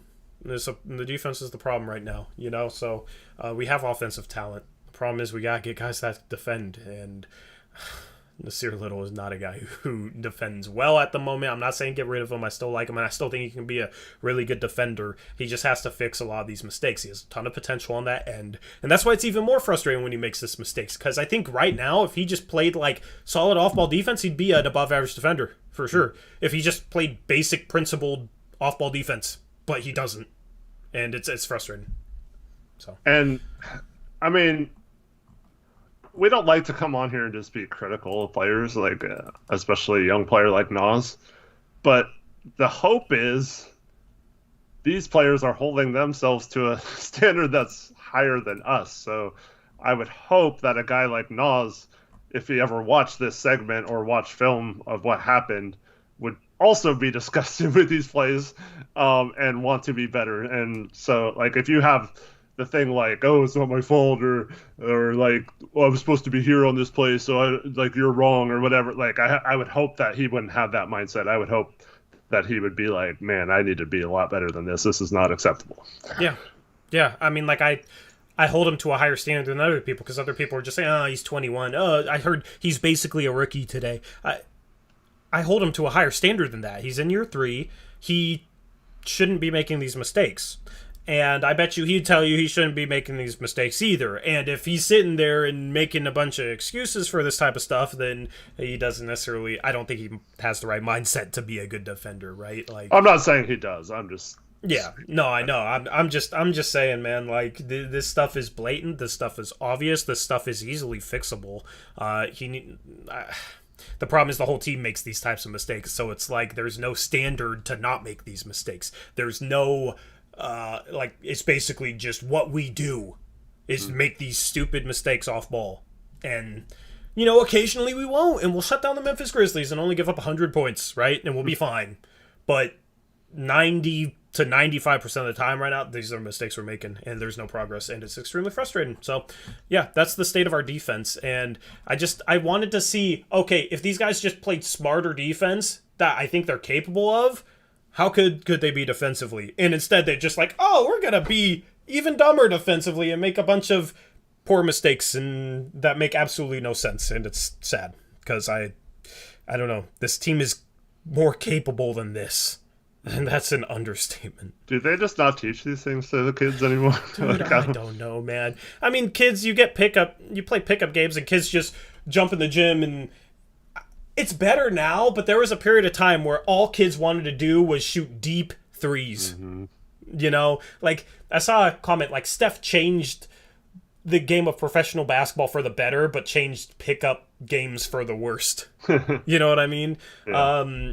But yeah, I've been at the old 24-hour fitness where like some like 16-year-olds like shooting every time he crosses half court. It's like, dude, stop, please. But like, dude, I mean, not to bring up my rec league again, bro. But we have guys in there that have played in college, guys that have played for good high schools, right? And they know not to make these mistakes. Like, this is just very basic stuff. And you know, like, you throw those guys on an NBA court, and they just don't have the athleticism to keep up. They're just getting blown by. They close out, and they have no chance, right? Or they're just going to get out-muscled. They physically don't have a chance, right? But they know not to help in certain situations and help 3/4 of the way and turn their back to their guy. You know what I mean? Like, it's crazy how elementary the mistakes we're making are. You know what I mean? So it's like, I don't, it's not a situation, I don't know. I don't understand because they still teach this stuff. And you get players that, you know, aren't physically gifted and aren't talented offensively, but they kind of know what not to do on defense. They know the basics of like, okay, you don't do this, you don't do that. And this freaking NBA team doesn't. And it's crazy. And that's why they're, what, are they the worst defense in the league right now? Are they 30th? I don't know if they're 30th. I think they had made their way up to like 27th. Well, that's not going to last. And then the last two games, let me see. Going into this game, they were 27th, yeah, so I don't know if they'll fall to last or not, but this one was pretty bad. Yep. So, anyway, Chow JM1231, $5 dono says, went to the game. The performance did not justify dealing with the ice and snowstorm after. LOL. Hope all is well with you both. Appreciate it, JM. Yeah, it finally started snowing here. I worked a little bit in it. I don't know if I'm going to be able to work tomorrow, unfortunately. It was finally starting to layer the road. But it was like powdery snow. It was the nice type of snow where I was at. Mm-hmm. So... Yeah, my mom, who never misses a game, decided not to go tonight, so probably a good decision. Good decision. Good decision. Yeah. Well, she did think it was canceled. She did at one point. Yeah, she corrected herself. Yeah. Appreciate JM for the $5 dono. Shout out Daniel G, another dono, $2 this time. He says, JM, I was there too, and I agree, a waste of time. I'm sorry you guys feel like you wasted your time, man. That sucks, and it sucks that this team is in this state. But, I mean... That's what these streams are for. Mm-hmm. We're going to ride things out no matter how low it gets. We're not going to stop streaming. We're not going to stop breaking things down no matter how many games in a row they make the same exact mistakes. We're still going to bring you guys the same stuff. We're still going to talk to y'all. We're still going to try and be entertaining. Still going to try and push the limits of what we do graphically, all that type of stuff, you know? So we're just going to sit here and vibe. And, you know, right now it's basically counting down the days until the trade deadline. There's only like a month and a half left until the deadline. And I mean, there could be trades mid-January, you know, that's kind of when things ratchet up. It's almost January, so you guys want change. The more we lose, the more likely there's a lottery pick. And honestly, me and you, Eric, we've never been able to really discuss draft with this channel. Mm-hmm. Like, we have, because we cover the draft in full and we cover free agency in full and everything, but we've never actually, like, done deep dives onto prospects because we never had a really good pick, and then we've traded our picks. So... either way, if we figure it out, awesome. If we don't figure it out and we suck all year, okay, we can talk draft. And there's going to be a lot of changes. So either way, no matter how things go, there's going to be something hopefully entertaining for you guys here on this channel. And there's going to be something fun to talk about, right? Like, it's not going to be a situation where, you know, we're at a loss for something to talk about. It's not going to be a situation where it's not, you know, fun in some sort of way to bring you guys this product. So that's, you know, that's the silver lining, and that's kind of the mindset I'm keeping, because it sucks that the team sucks. Like, as a Blazer fan, as a diehard Blazer fan, all my life, pretty much, like, it sucks that the team sucks, and then it sucks that we're not able to come into post-game streams with a fun vibe, like, oh, we looked really good tonight. That knowing that there's still some fun things to talk about, no matter how good or bad it goes, is what, like, keeps my enjoyment of this up. And then you guys being supportive and enjoying it also makes it easier. So appreciate y'all. Shout JM1231, $2 dono. He says Banchero needs to fill the Duke shoes. Trent left. Banchero. Yeah, Banchero. See, if we're going to talk draft, I need to figure out the pronunciations, especially of a projected number 1 overall pick. Wait, Banchero, right? I think it was Bancaro. Bancaro? Yeah, I always thought it was Banchero for the longest time, so I'm still, like, reprogramming my mind. Bancaro. Yeah, but, I mean, I don't know, man. I mean, imagine the draft lottery stream if we're in the lottery. That would be pins and needles. That would be interesting. Shout out Antonio, $5 dono says, have you guys thought about getting media passes and asking post-game questions to the team? Under Olshey, that was basically impossible. Middle of the season, it's probably impossible, but next year, depending on who the GM is, it might be possible, and I might try. But, I mean, we're doing a post-game show, so we wouldn't be able to be in the stadium. A few years ago, someone, or they, actually, it's probably going on like 7 or 8 years ago now, but they went really strict in places like Blazers Edge and a lot of the fringe or stuff like us. Even bigger places than us got their passes taken away, and made it just like a really small exclusive club, and so we have no chance of infiltrating that unless the rules change at some point. I would just take like, okay, can we just send a guy in there to film and he won't ask any questions? I would take that, right? Yeah. And then could have him like upload the footage to the cloud and we could play it, straight off the computer, and not be worried about like, oh, we're playing a YouTube video on our YouTube stream, you know what I mean? So maybe something in the future next year, because that's the thing is like I want to make the stream perfect, but also the better I make the stream, the harder it is to improve it each year. And I always like to start a new season being able to roll out new things and like, oh, this is what we're doing this year. We're doing this cool thing. We're doing this cool graphic, yada, yada, yada, right? I always like being able to kind of keep things fresh and get you guys looking forward to a new season with some new stuff. And I don't know, like next year I feel like is going to be the hardest to try and think up some things that we can do. And, we'll rework all the graphics to just change the look. But that could be something that we'll try and do, depending on how big we are. That definitely matters. But yeah, I mean, you guys can always suggest stuff to us too. DM us, email us, that sort of thing, as always. So all those links and stuff are in the description, different ways to contact us as well. There are several people, including AJ, who asked what are our chances for a top 3 if we tank. I mean, the lottery is split. I think it's 14% chance for the bottom 3 teams, which we probably wouldn't be a bottom 3 team, so we'd have to get lucky with 10% odds or whatever the next is. So right now we're 7th worst team in the league, which means we would have a 32% chance of getting in the top 4 and a 7.5% chance of getting the number 1 overall pick. I'm on takeathon.com, TANKATHON.com. You can simulate the lottery on that website. I'm just going to do it once for the fun of it, see where we end up. We're still 7th, right? And in terms of a mock draft, if we're 7th, we're projected to take Patrick Baldwin Jr. Shout out to you if you know who that is, because you've done a little bit of scouting for this year's draft. But obviously, top 3 pick. If we are in the lottery, I'm begging for a top 3 pick. Yeah, and just to be clear, I still believe this team will not give up or tank or fold like Dame says, as long as Dame's healthy.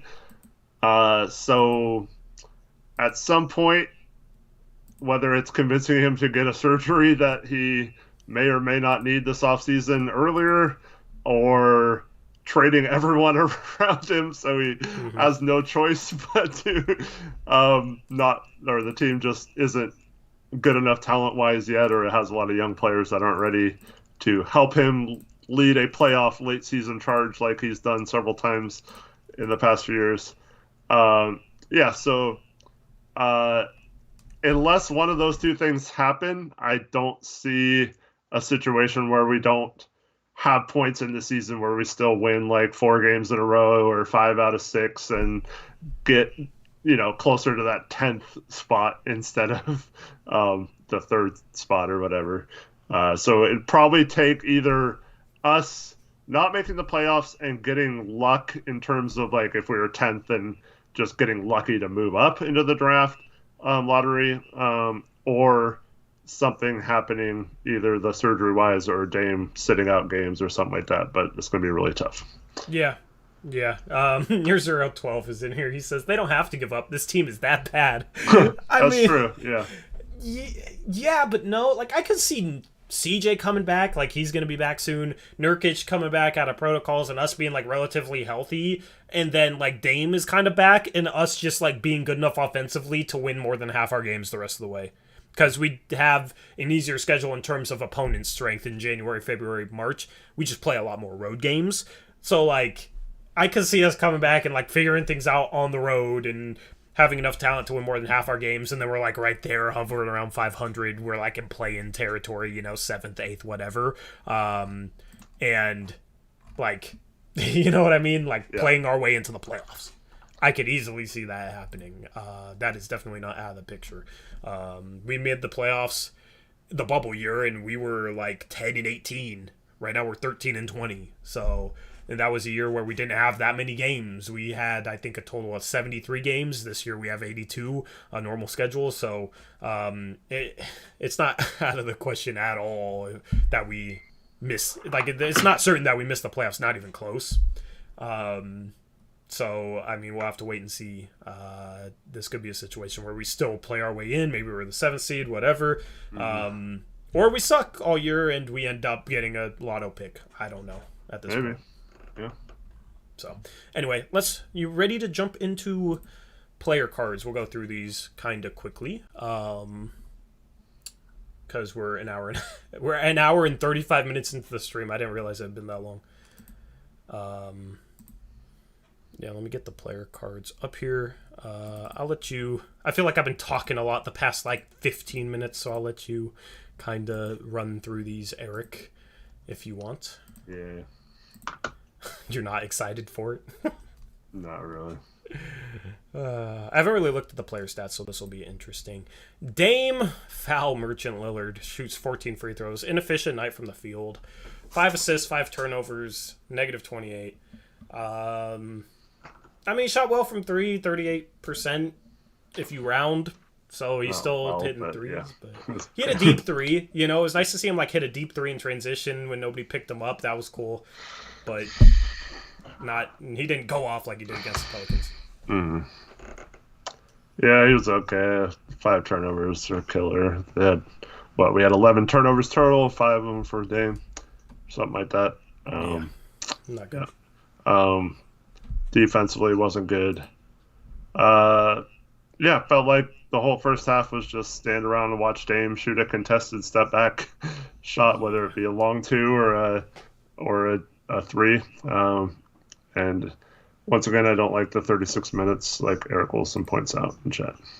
Yeah, if you want Eric's full thoughts on that, he started off the stream with that, in case you are curious. And that's with sitting out the last 7:43 of the game because we were down by almost 30. Yeah.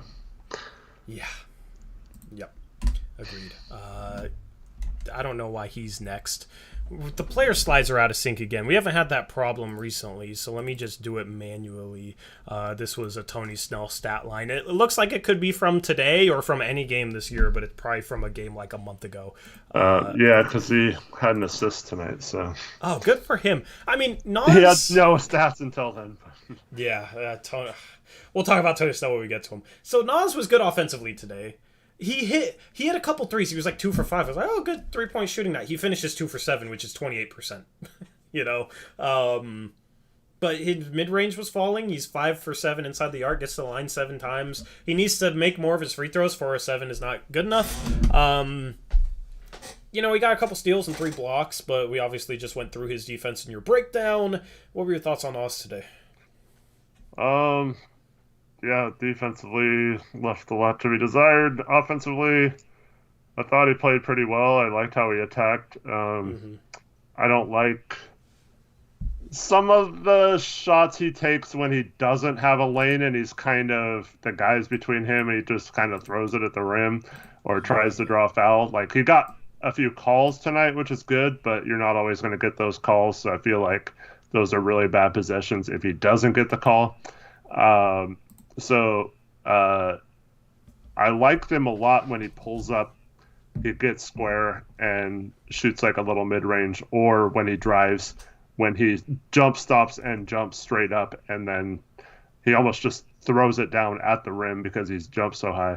But I like that, not so much when he's on the move when he decides to shoot. But he had a really nice finish in traffic on a lay-in off I forgot if he just drove or if he got a pass on it. But, overall, hit or miss game from him. I like the overall stat line, I guess. But some of the individual stuff we talked about on defense was kind of rough. Yep, agreed. Let's move on and talk about... it's manual. That's right. I was like, why won't it go to the next slide? We got Norm up next. Norm had 15 points, 2 boards, 2 assists, a block. 3 for 12 from the field, 1 for 7 from the three-point line. He was rough today. Got to the line 9 times. That's the only thing saving this game for him because I thought he really struggled defensively. He struggled to shoot the ball. He missed passes when they were there. That one turnover he had was pretty bad, kicking it out to basically nobody. What'd you think of Norm today? Yeah, I didn't really like Norm's game either. Just still kind of struggling on defense and not really providing the playmaking we're missing without CJ in the lineup. I was hoping he would step up. Like you mentioned, it's good to see him get to the free throw line, but when you're so inefficient in all other areas, it kind of makes it kind of all for nothing.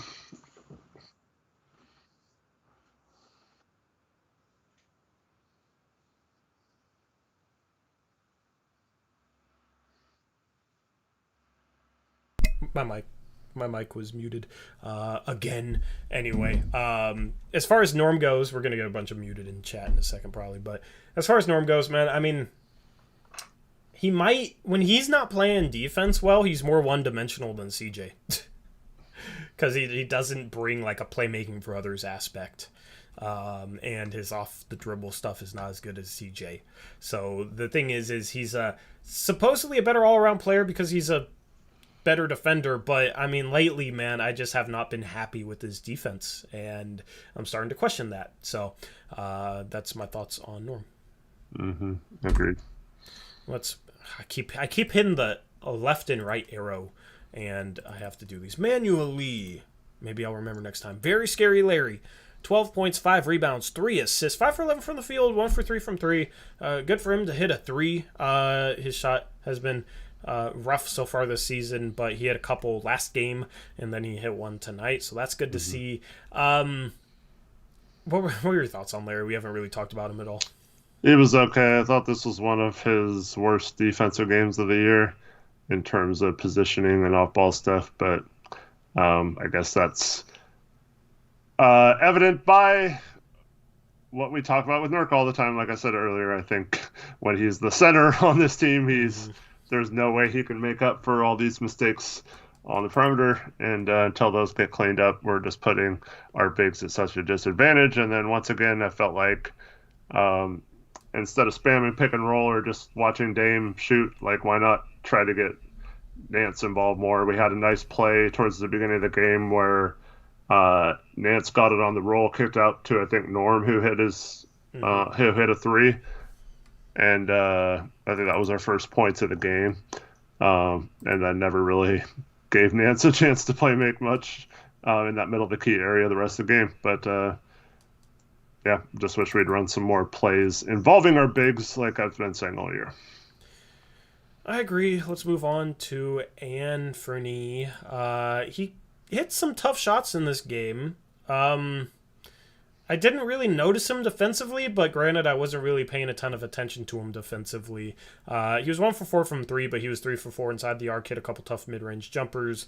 I think he missed some opportunities to make plays for others. I felt like collectively we had a lot of tunnel vision today, and Ant was part of that. Got into some foul trouble too, which sucked, had 4 personal fouls. What were your thoughts on the Ant-Man? I thought it was okay. I thought it was weird.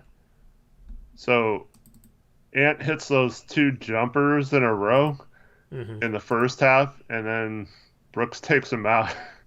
And then he brings him back in later in the half, but he rushed Dame back in after Ant had just hit those 2. It didn't make any sense to me, but yeah, he's I don't rusty, know. man. Yeah. He's rusty.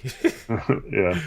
I don't know. Nice to see him hit some shots. He has had a couple bad games recently, so it's good for him to have an efficient night, I think. Number 6 is a guy who we haven't had this graphic for at all, and that is Greg Brown, who's 3 for 4 from the field, missed a 3, 2 for 2 from the free throw line, played 12 minutes. I thought he was okay. He seemed very jittery his first shift. Seemed to have kind of settled down a little bit his second Second shift. half was better for sure. We just didn't get out and run, and we didn't have much movement in the half court. So a guy like him is just going to be a guy who, if we're stagnant, if he ever catches the ball, it's going to be like, "Where's Dame? Do something, Dame. I can't isolate yet." So 2 turnovers. He's not a guy who's going to make plays for others, and he was very turnover prone in college, so that's not a surprise. What do you think of the Rook? Yeah, like I agree. First half kind of rough. Second half much better. He had that nice sidestep lay-in, and then he had a nice finish off a pass from Dame, and then of course the putback dunk was nice, but that was in garbage time, so it didn't really matter. But this goes to what I was saying at the beginning once again. So it's pretty obvious he's not ready for rotational minutes, right? And that's why you see a guy like Trenton Watford get some of those minutes ahead of him at points in the last few games, which isn't a knock on Brown at all. He just, needs to get better at some of the basic stuff. But the problem is, so does the whole rest of our team, right? And our whole team is making it's not mistakes. like Rocco ahead of him, who's a veteran and has one bet on an all defensive team, is doing anything better than him necessarily, right? Yeah. So, in my opinion, I was kind of mad when Brooks took him out after only a few minutes in the first half, because I felt like it was like, oh, he made a mistake, got to take him out, type of thing. And you could tell when he was walking off, he looked kind of disappointed in himself and stuff, and that he finally got an opportunity and he didn't play well and stuff. But like, I felt like he was trying, like it wasn't like he was out there being lackadaisical like some of the other players. So I would have just left him out there and let him sink or swim. He's probably going to sink in that situation, but he might learn something and might get better for it when you yank him out of the game right away. I don't think that really helps him at all. And when you lose by as many as we did tonight, what does it hurt? Like you ran Dame into the ground for nothing, and you might as well have played all the younger guys more minutes. Yep. Yeah, I agree with that analysis on Greg. Hopefully he does better.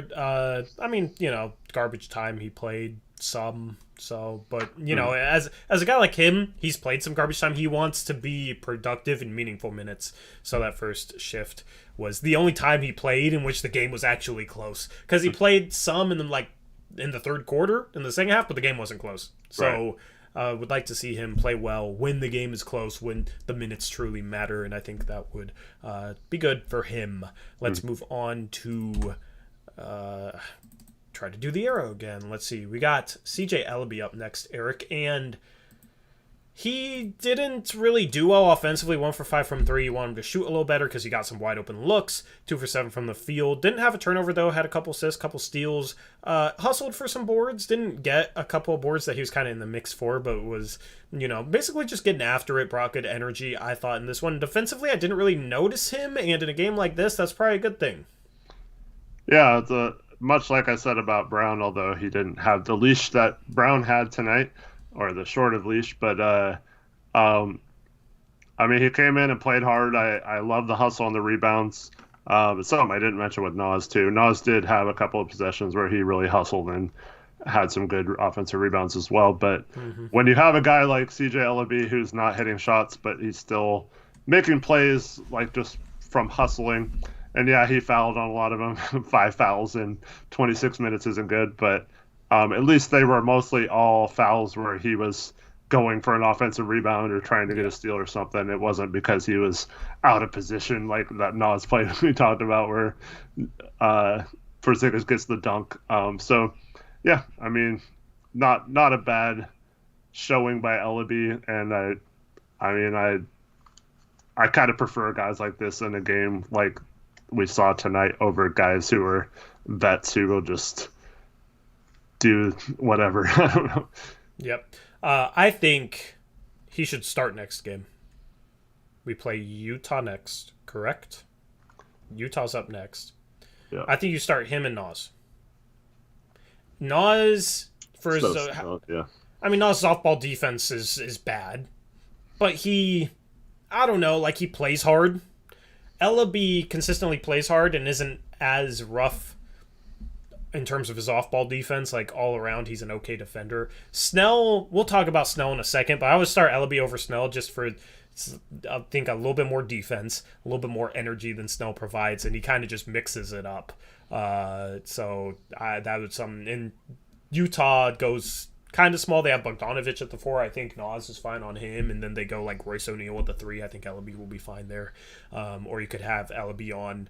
I don't know if Donovan Mitchell will play next game. He was out today. He's out for their entire road trip. So okay, yeah. So they won't have Donovan Mitchell. You can put Ellaby on Conley and just see how he does. Or you can give Dame that matchup and actually like challenge Dame because he does well when he's challenged. You know what I mean? Just gives you some potential options there. So that's something I would look at next game. Yeah.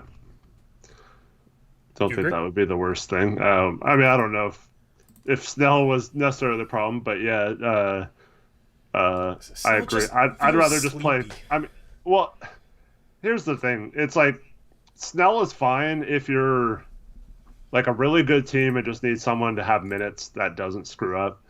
But like in a situation where we're, 7 games under 500 now. Mm-hmm. Like, there's no reason to play Snell at all. Like, none.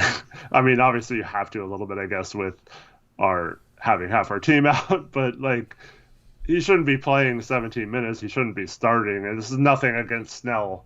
It's just, I'd rather get Brown and Ellaby and McGriff and all those guys. I'm blanking on the... Benedict Cumberbatch and Jared Cumberland. That was a joke, but yeah. But yeah, so just let those guys play and get those minutes and see if you have something there, and maybe you can figure out something that helps you down the road, maybe in a year or two, versus just playing Snell where you know what you're going to get from him. You're going to get basic stats, not much help in the rebounding or passing or steals department or whatever, and you're going to get just him being out on the floor running around for a while. And, I mean, he didn't play, like, terrible in this game or anything, but, like, he didn't really do it much either. Yeah, I mean, he doesn't bring in any energy. Yeah. In my opinion. And, like, this team shouldn't need, like, if he is on a team that, like, plays hard... if he's on a team like Golden State or even a team like Phoenix, that's fine. That's completely fine. He's going to get some open threes. He's going to knock them down. And, like, defensively, he's not going to crush you, right? But, like, when we struggle energy-wise, when he's out there, he feels like such a sleepy player to me. He's not going to go get a loose ball. He's not going to dive on the floor. He's just going to kind of sit in the corner and shoot threes when he gets the ball or kind of pass it along. And then defensively, he's just very blah. To me, like, you showed the first play we broke down was him and Nas getting confused, and that might have been on Nas, but, like, he doesn't defend. He's not terrible defensively, but he doesn't defend with intensity, and he's not a guy you can put on, like, a good player and not expect him to not get blown by. So it's like, I would rather play McGriff than him, because McGriff will play hard, and I like the way McGriff defended today. He's strong, and you put McGriff in the game with a couple other guys that can run, and you just play aggressive defense, and then you try and get him out in transition. Yep. That's what I would rather see right now. But I switched over to his player slides because we were talking about him. Do you have anything else to say about Beef Snellington? No. Let's move on. Let's move on. Let's talk about the 10-day guys, all right? We got Brandon Williams. I mean, 7 minutes, 7 points in his first NBA action was a plus 14. Like, the 10-day guys made a little bit of a comeback there, made the final score a little bit more respectable. He had a nice cut and finish. He had a nice run out in transition and got a dime from Jared Cumberland. I mean, in the G League, he's been the worst. Out of all the 10-day guys we have 4. Reggie Perry wasn't with the team tonight, but he's been the worst player in the G League. He's shooting like 38% from the field, like 20-something% from 3. But, I mean, I don't know. He was solid today. Yep. Good for him. Too bad Blevins wasn't out there. He would have taken some of his thunder. But, yeah. I thought he played hard and did fine. I'm all for just giving guys minutes who are out there trying, at least. Yeah, and it's always cool, guys, their first NBA action. to be able to get some buckets. I'm wondering if Krish photoshopped these players' images. If so, I appreciate the. Yeah, I think he did because this was like his college. I love Photoshop, yeah. Yeah, it's his college photo. I mean, but it looks good for. I don't know how long this took Krish, but Krish obviously is a graphical genius, a graphical prodigy. So shout out to Krish, man. It looks good. Yeah, he was better than I thought he would be for sure. Yeah. Next guy we got up is going to be Cameron McGriff. He had a 3. I mean, his shot doesn't look too bad, and he's shooting like 37-38% in the G League. Cam McNuggets McGriff. His 3 gave us 100 points. So what a perfect nickname. He missed that fast break lay-in. He got up on that though. Yeah, but like he got up on that though. I like that he just like got the ball and just tried to take it. It just seemed like the body contact threw him off balance. You know, he should have tried to dunk that. I think it seemed like he tried to like explode for a layup and just was going way too out of control. But I mean, defensively, I thought he's strong and he has decent foot speed. It seems like, and he's strong. So hypothetically, he should be a okay defender. And then off the ball, like I don't think he really made too many mistakes for a guy playing his first NBA minutes ever. Like I was actually pretty pleased with what he did out there.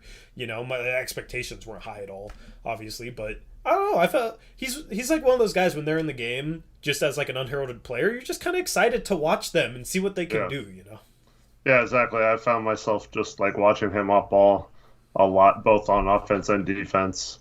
And you could tell on offense, he like the first play, he sets a pin down screen when the action goes to the other side of the court, which is exactly what you should do.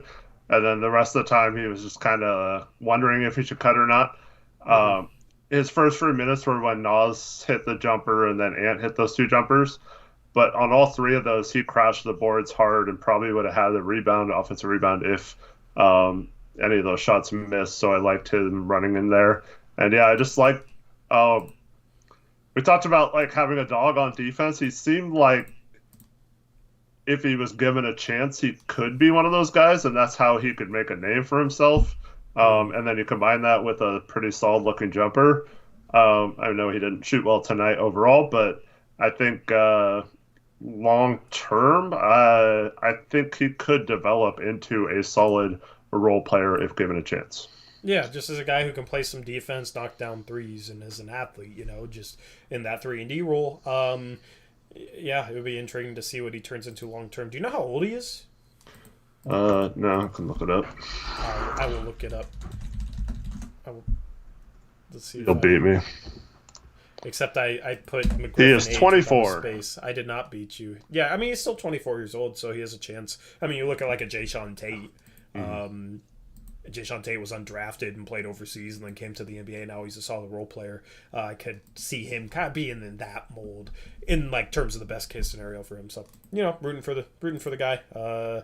Hopefully he's able to use this 10-day and maybe a second 10-day to kind of launch an NBA career for himself. Anyway, last guy we got to talk about in the player cards is Jaron Cumberland, and I just like this guy, man. I don't know what it is. I just like this guy. He had a dime. Yeah. Absolute dime. He's 6'5" strong. Like I told you guys he was strong, right? That finish he had at the buzzer was an impressive finish. Just drew the contact, basically just bodied his way in. He can shoot too, but like he knows how to play. And that's the thing, when you get 10-day guys in here, especially if they're guards, a lot of times like G League guards are just guys that are like scorers and will just shoot a bunch of shots and not be efficient and not play any defense and not pass the ball and just not play a good brand of basketball. You know, like the Antonio Blakeney's of the world, Eric, right? Yeah. Like he knows how to Why didn't we sign that guy? Jeez, man. Yeah, Antonio Blakeney, man. That's what we needed. The worst defender in the summer league. I'm probably not the worst defender in the summer league, but I can't believe that was a debate. But we like those guys are a dime a dozen in the G League. I like that we signed a guy who wasn't. Like this guy knows how to play. He can pass. He makes good decisions. He was like a star in college at a really good Cincinnati team with a couple other NBA players on it. Gary Clark, and I forget who else was on that team, dude. Jacob Evans was on that team. He's out of the league now, but was a former first-round pick. But like, I feel like out of all the 10-day guys, he might be the most NBA ready. Just because I feel like he knows how to play and knows how to make the right decisions. He'll go in there and get boards. He's strong. I don't know. I just like him. I just have a good feeling about him. It's funny because our first mock off season we did in 2020, I actually signed him on a 2-way contract. So this has been a guy that I've liked for a while. What do you think of him overall, and what do you think of him tonight?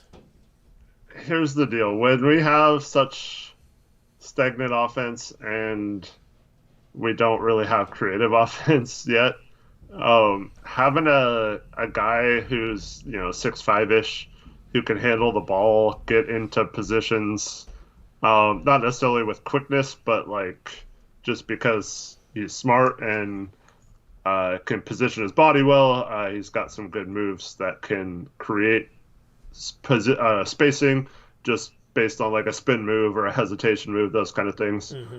So I think it helps to have guys like that who are not smaller-ish guards that can create offense, and that's definitely a guy who can do it and who kind of carried his college team, like you said, at times. So, I definitely think in the right situation he could be useful. I don't think, if this is going to seem kind of weird, but if we're going like the tanking route, I don't know if he necessarily makes sense. Not because he wouldn't be good, but because you kind of know what his ceiling is, and I think he'd be better off on like a fringe playoff team or a good team, like if you needed some spot minutes there. But yeah, I don't think it's going to happen, but I wouldn't mind taking a shot on either him or McGriff more than just these 10 days. Yeah. I mean, he just seems like the type of guy who could be like a fringe rotation player at like 28, 29 years old. I don't know. But, I mean, I feel like Blazer fans, including myself, are prone to like falling in love with certain guys. Wenyen Gabriel, right? But I don't know. I've always liked this guy since college. So I've always liked the way this guy plays. And I feel like defensively, he can be a good defender, strong, knows how to play defense, and he can pass, and he can shoot. And that's just intriguing. And he doesn't make stupid plays. So, I agree. Me. So, would rather have him on a 2-way than frickin' Keljin Blevins, to say the least. Let me say this. Tonight, I would have rather had him play 36 minutes than Dame. And that's not a knock. That's not because I don't like Dame or anything. I just would have rather got our butts kicked by Dallas because we played all our G League guys than play everyone who was available like heavy minutes. And I mean, even if we lost by 50, it still would have been entertaining to watch 36 minutes of Kelvin Blevins, however you say it, Well, it's available, but yeah, I get your point. Yeah. That's my guy, Blevins. So anyway, those are the player cards. About ready to go around the NBA. I don't have it ready yet. We'll go through quickly. Okay, while you're doing that, let me just bring something up. So, Reese sent me this tweet what we were talking about earlier about understanding and learning defense. His favorite player is Isaiah Hartenstein, right? He loves himself some Hartenstein. That's a guy who analytically, I believe, on a lot of the defensive analytics, is one of the better defenders in the league this year. Yeah. And he was not considered that way for the first couple of years where he was bouncing around from team to team, right? So he said he attributes that to watching a lot of Draymond Green to understand how to read the floor defensively, and points to the detail series on ESPN that Kobe Bryant used to do, and I think Draymond does a similar thing as well, where he just basically studied those guys all off season and went from being a mediocre to bad defender to having this knowledge, like trying to get in the mindset of a Draymond. You're never going to be as good as Draymond or like Pat Beverly if you're trying to study him or whatever, but just understanding how they look at the game and trying to look at it from their perspective. And those guys too are open. I mean, if you contacted Draymond Green, if you're in the league, and dude, I suck at defense, man. I admire you so much. Like, can you help me? Like, what? Like, I just want to understand like how you process this stuff. Draymond's not going to be like, screw you, dude. Like, he's going to like try to help that guy. So, like, I'm not saying you have to reach out to him, but like, that's how you do. And that's Trent that year he blew up on defense. He said he took it upon himself to just watch like hours and hours of film and became like a film guru and just like studied really hard techniques and stuff of other players. And he did that separate of what our coaching staff was demanding of him. So like it is possible to learn the game better and improve your basketball IQ and find out like why players are good at defense and what they do to make themselves good. Now, some of that is you're never going to have the same processing speed as some players. Like a Draymond is just insane with how much he knows without even thinking about it.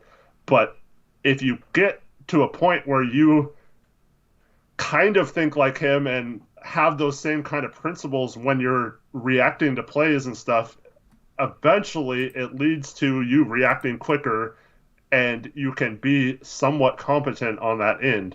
And so it's just a great example of a guy who actually did try it that way and improved his defense just by sheer wanting to get better. Yeah. I mean, shout out to Reese because Reese was like begging to sign him, and I was just kind of like, Hartenstein? He absolutely nailed that. Like, if Reese is a GM, he's a freaking genius with that signing. You know, like Reese would have definitely figured out a way to sign Hartenstein this offseason. So shout out to Reese for nailing that. Reese is actually better than Zeller. yeah, he has been. Reese knows his stuff, legitimately, and he nailed that. He nailed that. Like, I think Hartenstein is better defensively than even Reese expected him to be. But yeah, I mean, players got to take it upon himself. That's self-accountability, and I don't know, like, do we have anybody on this team who is, like, cares to put in that work in? Not sure. Because, I mean, if they care to put in that work, then I feel like they would be improving at all the stupid off-ball mistakes, and I don't think anybody on this team is improving defensively as the season goes along, and pretty much almost all of them are bad. Yeah, I mean, that's part of the accountability thing. Like, if you're getting constantly called out or told in practice, like, oh, this, you screwed up here, this is not right, this isn't where you're supposed to be, and you're not trying to do anything to change that, you just keep getting it brought up every practice over and over again, and it's happening every single game. So, yeah, I don't know. Yeah, we just need, in the end, it comes back to, we need to change the roster. Mm-hmm. So, anyway, let's head around the NBA. We'll be quick with this segment here. We got, let's see, where's it at? Around the NBA. We had 7 games today. The Hornets beat the Rockets 123-99.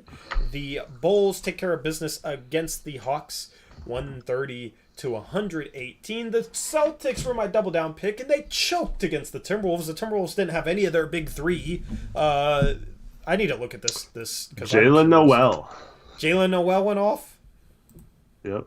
Jalen Noel. Like 26 last I saw, and Monroe actually played decent. Jalen Noel, 29 points, 6 rebounds, 3 assists off the bench on 10 for 18, shooting 6 for 9 from 3. That's a Washington State native. So shout out to my Washington guy, Jalen Noel. Yeah, he went off the bench. And then in the starting lineup, Nathan Knight started 0 for 3, finished 8 for 8. In 29 minutes, he had 20 points, 11 rebounds, 4 assists. Nathan Knight. Mm-hmm. And then Malik Beasley was like their most notable player. He was only 6 for 18. Jaden McDaniels was only 6 for 14, so it wasn't even really those guys. Greg Monroe off the bench, 11 points, 6 assists, 2 steals, 5 for 9 from the field. Yeah, I mean, how fun would it be tonight if instead of getting our butts kicked by Dallas, we're either talking about how these young guys almost won us a game, like an actual NBA game, or pulled off what Minnesota did and actually won us the game just by sheer hustle and playing well and stuff like that. It would have been so much more fun to be to watch a game like that tonight as a Blazer fan instead of watching our like 3 of our 5 starters really struggle. Yeah, I mean, the thing is, Minnesota play defense. They only hold Boston to 103. So shout out to them, man. Good game there. The Jazz. Oh, wow. I'm actually salty about the score. I thought it was 110-102, Eric. I saw final and I saw it 110-102. No, it's one. You know why I'm salty? Because the Jazz were favored by 7, and Jackson doubled down on the Spurs. Yeah. So you lost your double down. He won his. Did the Spurs hit a buzzer beater to backdoor cover that for Jackson's double down? Yeah, Devontae Cakecock made a tip shot with 1.4 seconds remaining. Jackson's the luckiest dude alive. Mm-hmm. I am actually even more upset now. That makes me just as upset as the game did. I'm not really, but Jackson's lucky as hell. Anyway, the Jazz still take care of business. Were you gonna say something? I was gonna say chat was 5-3 tonight. What was I? I struggled. I was 7-2. I'm back on a heater again. What was I? 1, 2, 2. You were 5-3. Oh, I was 5-3. Okay, yeah. Brooklyn, Memphis, San Antonio. Okay, that's fine. Yep. And then Jackson was 6-2. Of course, Jackson needs to chill. Jackson is too good at this. He could make a living sports betting, I swear. Yeah. So anyway, that's picks against the spread. What's up? I'm off by a game. I think I was 6-2, not 7-2. There were 7 games, right? Yeah, 6-2. Yeah, 6. So you gained no ground. You had a great day, Eric, but you gained no ground on first place because Jackson's a tryhard. That's all right. I just want to be above 500 first of all before I worry about Jackson. And then, yeah, I mean 6-2, I'll take it. I'm probably going to gain games on everyone else. So yeah, getting up out of that second to last position. Mm-hmm. If you don't know what we're talking about, you need to tune in for an episode of Blazers Press Live, going live Mondays, Thursdays, between 3:30 and 4 p.m. Pacific Standard Time. That's on our second channel, link in the description. #ad. Anyway, the Grizzlies hand the Suns their second straight loss. The Suns are falling off. Oh no, they're now 26-7. Yeah, the Grizzlies get the win. They were without Dillon Brooks. But John Morant, he's back in the lineup. He had 33, 14 for 25 shooting. Desmond Bane had 32. So their backcourt there went off. The Suns were without DeAndre Ayton in this one, but had Chris Paul, had Devin Booker. 30-point game for the Suns. The Memphis Grizzlies have been impressive this year. I thought they didn't get better this offseason, but they've been solid on both ends of the court. My guy Killian Tilly had a poster dunk today, so that's hype. Yeah, I saw that. Shout out to my guy Tilly, man. He's getting minutes. It's fun. Yep. And then disgusting. Right? Very disgusting. And then you got one more score. The Nets take care of the Clippers 124-108. The Nets still missing a number of guys, but James Harden is back on his Rockets James Harden grind. He had 39 points, 15 assists. So the Clippers without Paul George for about a month now, without Kawhi Leonard, it'll be interesting to see how they hold up with those injuries. Let's look at the Western Conference standings, Eric. Can we not? We are only... This is how it starts off every time. We are only such and such games back out of such and such place. I mean, we're only 4.5 games back out of 5th place, Eric. Yeah. 5th place is 500. All we have to do is get to 500 and we're tied for 5th. So, I mean, 5th seed is still possible. Right now we're 7 games back of 4, so I don't know. We're kind of losing touch with Memphis. Memphis is kind of in their own little tier there. But, I mean, outside of the West... I thought the West was going to be better than this. There's a lot of mediocre teams in the West right now. We're also only a game and a half away from being 14th. So that's the best of both worlds. We're like almost completely in the playoffs and don't even have to play our ways in. And we're almost like having 4th best lottery odds. So, if everything stays jam-packed, I'm cool with that. Because high lotto pick or 5th or 6th seed. Right? Mm-hmm. That's the optimistic spin on it. Anyway, we're tied with OKC. Or no, that's Sacramento. We're only a half game ahead of OKC, though. And Sacramento. Mm-hmm. I mean, we lose against the Jazz and they win. Dude, remember last year at the end of the season when like OKC was trying to tank and they were playing the Clippers who were trying to avoid the Lakers and they tried to tank and we have a stretch of games I forget when it is, but towards the end of the season where we might have that for like 8 straight games. Like we could have a stretch where we win like 10 in a row, where we're talking lotto, and then we play our way into like a 6 seed. Yeah, or we're like trying to lose on purpose, but we still win because the other team tries to lose harder. Yeah, we have a stretch from March 20th to April 7th. These are our opponents. Let me see how many games it is first. 5, 6, 7, 8, 9. 2 of them are 10, the 10, Spurs, but 11. Well, I'll read it better, but yeah. 11 game stretch, March 20th to April 7th. We play Indiana, Detroit, San Antonio, Houston, Oklahoma City, New Orleans, San Antonio, Oklahoma City, New Orleans. I mean, that's what I'm saying. We could be talking on like March 18th, like, wow, we're so bad. We're like sitting 5th best lottery odds, and then we win like 11 games in a row or in the playoffs. Like 7 seed, 6 seed. That's like how I feel like the season's going to go. That would be a lot like last year, kind of. Anyway, yeah, that's a really easy stretch. That's what I'm saying is we got a lot of road games in the second half of the season, but a lot of them are against easy opponents, and we should be healthier. I mean, I don't know. I have no idea what's going to happen with this team. Let's just move on to the Eastern Conference standings. The East is more competitive than the West.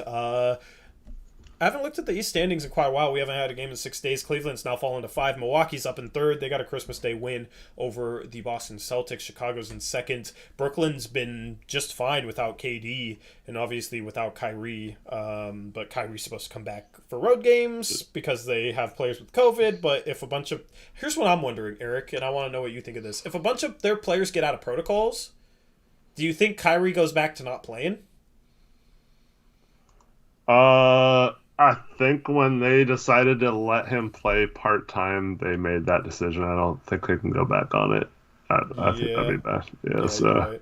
I think they'll probably let him play. I know, that was dumb. It was dumb. They, by the time he gets to be able to play, they won't even need him anymore. Yeah. Yeah. I mean, like, technically, I don't know. It's weird. I guess they're still hoping that at some point, so either the rules change or the NBA changes the rule or something. I don't know. Yeah. Yeah. It's going to be interesting to see how like 6th through 12th sort themselves out because there's only 2 game difference there. Philadelphia trade Ben Simmons maybe.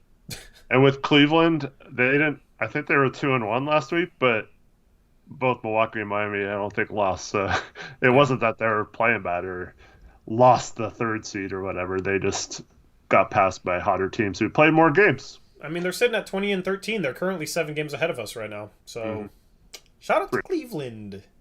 Oh, this is the annual like Cleveland shout out part of the post-game stream. Anyway, well, not annual. That's once a year. I don't know what I'm talking about. Anyway, let's look at our next 5 games, Eric. Which I don't even care to look at. But a lot of red and yellow, you know, because the team is on fire right now in a bad way. So this graphic makes a lot of sense. Yeah, this is completely... That's kind of the attitude of some of these guys. So yeah. Utah up next. In Utah. Probably a loss. The Lakers on the road. Home. It's at home. Yeah, but... Oh, yeah, it's at home. I see the verse right there. What am I talking about, man? So, at home against Utah, but probably a loss. On the road against the Lakers have been a dumpster fire lately. They're 16-18, so they have no future. They have no picks. They look terrible. Westbrook has not worked out. Somebody tried to tell you guys that it might not work out. I should have been Zach and predicted them to be the 8th seed. Because I still predicted them to be top 3, but I was feeling like they would potentially struggle. Westbrook makes no sense for any team in the NBA.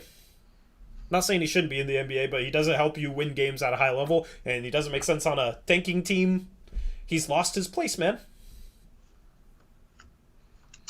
Yep. Yep.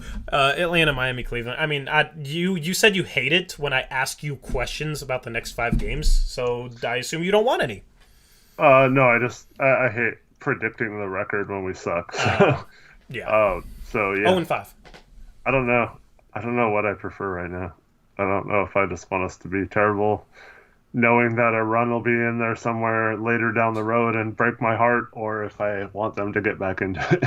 Yeah, I mean, we 4 of the next 5 games are still at home. I mean, we have so many home games. That's what also is funny about how much we're losing. So, I don't know. Screw the next 5 games. I mean, this team is kind of a joke right now. So that is around the NBA and the preview of the upcoming games. Anything else you want to say for the stream, Eric? No, thank you everyone for watching, and yeah, it's too bad couldn't get this win tonight. Kind of feel the same way I did after New Orleans. If we just take care of some of these games that should have been winnable, I feel like we'd be right there and still sitting okay, despite everything that's happened this season. But when you play like absolute crap and don't get things done, have the effort you did tonight, it's just, I don't know what the point is of even trying very hard at this point. Yep, agreed. But as Aeromancer says, stay safe, everyone. Hope everyone is traveling safely, getting home safely. Hope everyone had a happy holidays, and yeah. Thanks for watching. Have a good night. Yeah, we'll catch you again on Wednesday night with the Jazz post-game stream. Hopefully that one goes better, I guess. Hopefully that's at least a more competitive game than this one was. Thank you to everybody for tuning in. Thank you to everybody for participating in chat and making chat lively as always. I appreciate being able to read a lot of your guys' stuff during the stream. Shout out to everybody that donated. If you haven't subscribed yet, make sure to hit that subscribe button. Leave a like. It does help us out. We're at 69 likes. Might as well just leave it and don't touch that like button. And with that, that's a wrap for the stream. The Blazers get eviscerated tonight, 132-117 to the Dallas Mavericks. Let's just see if they can do better 2 days from now. Until then, as Eric and Aeromancer said, be safe in the snow, drive safe, and with that, we're out of here. Until next time, as always, peace out. Go Blazers.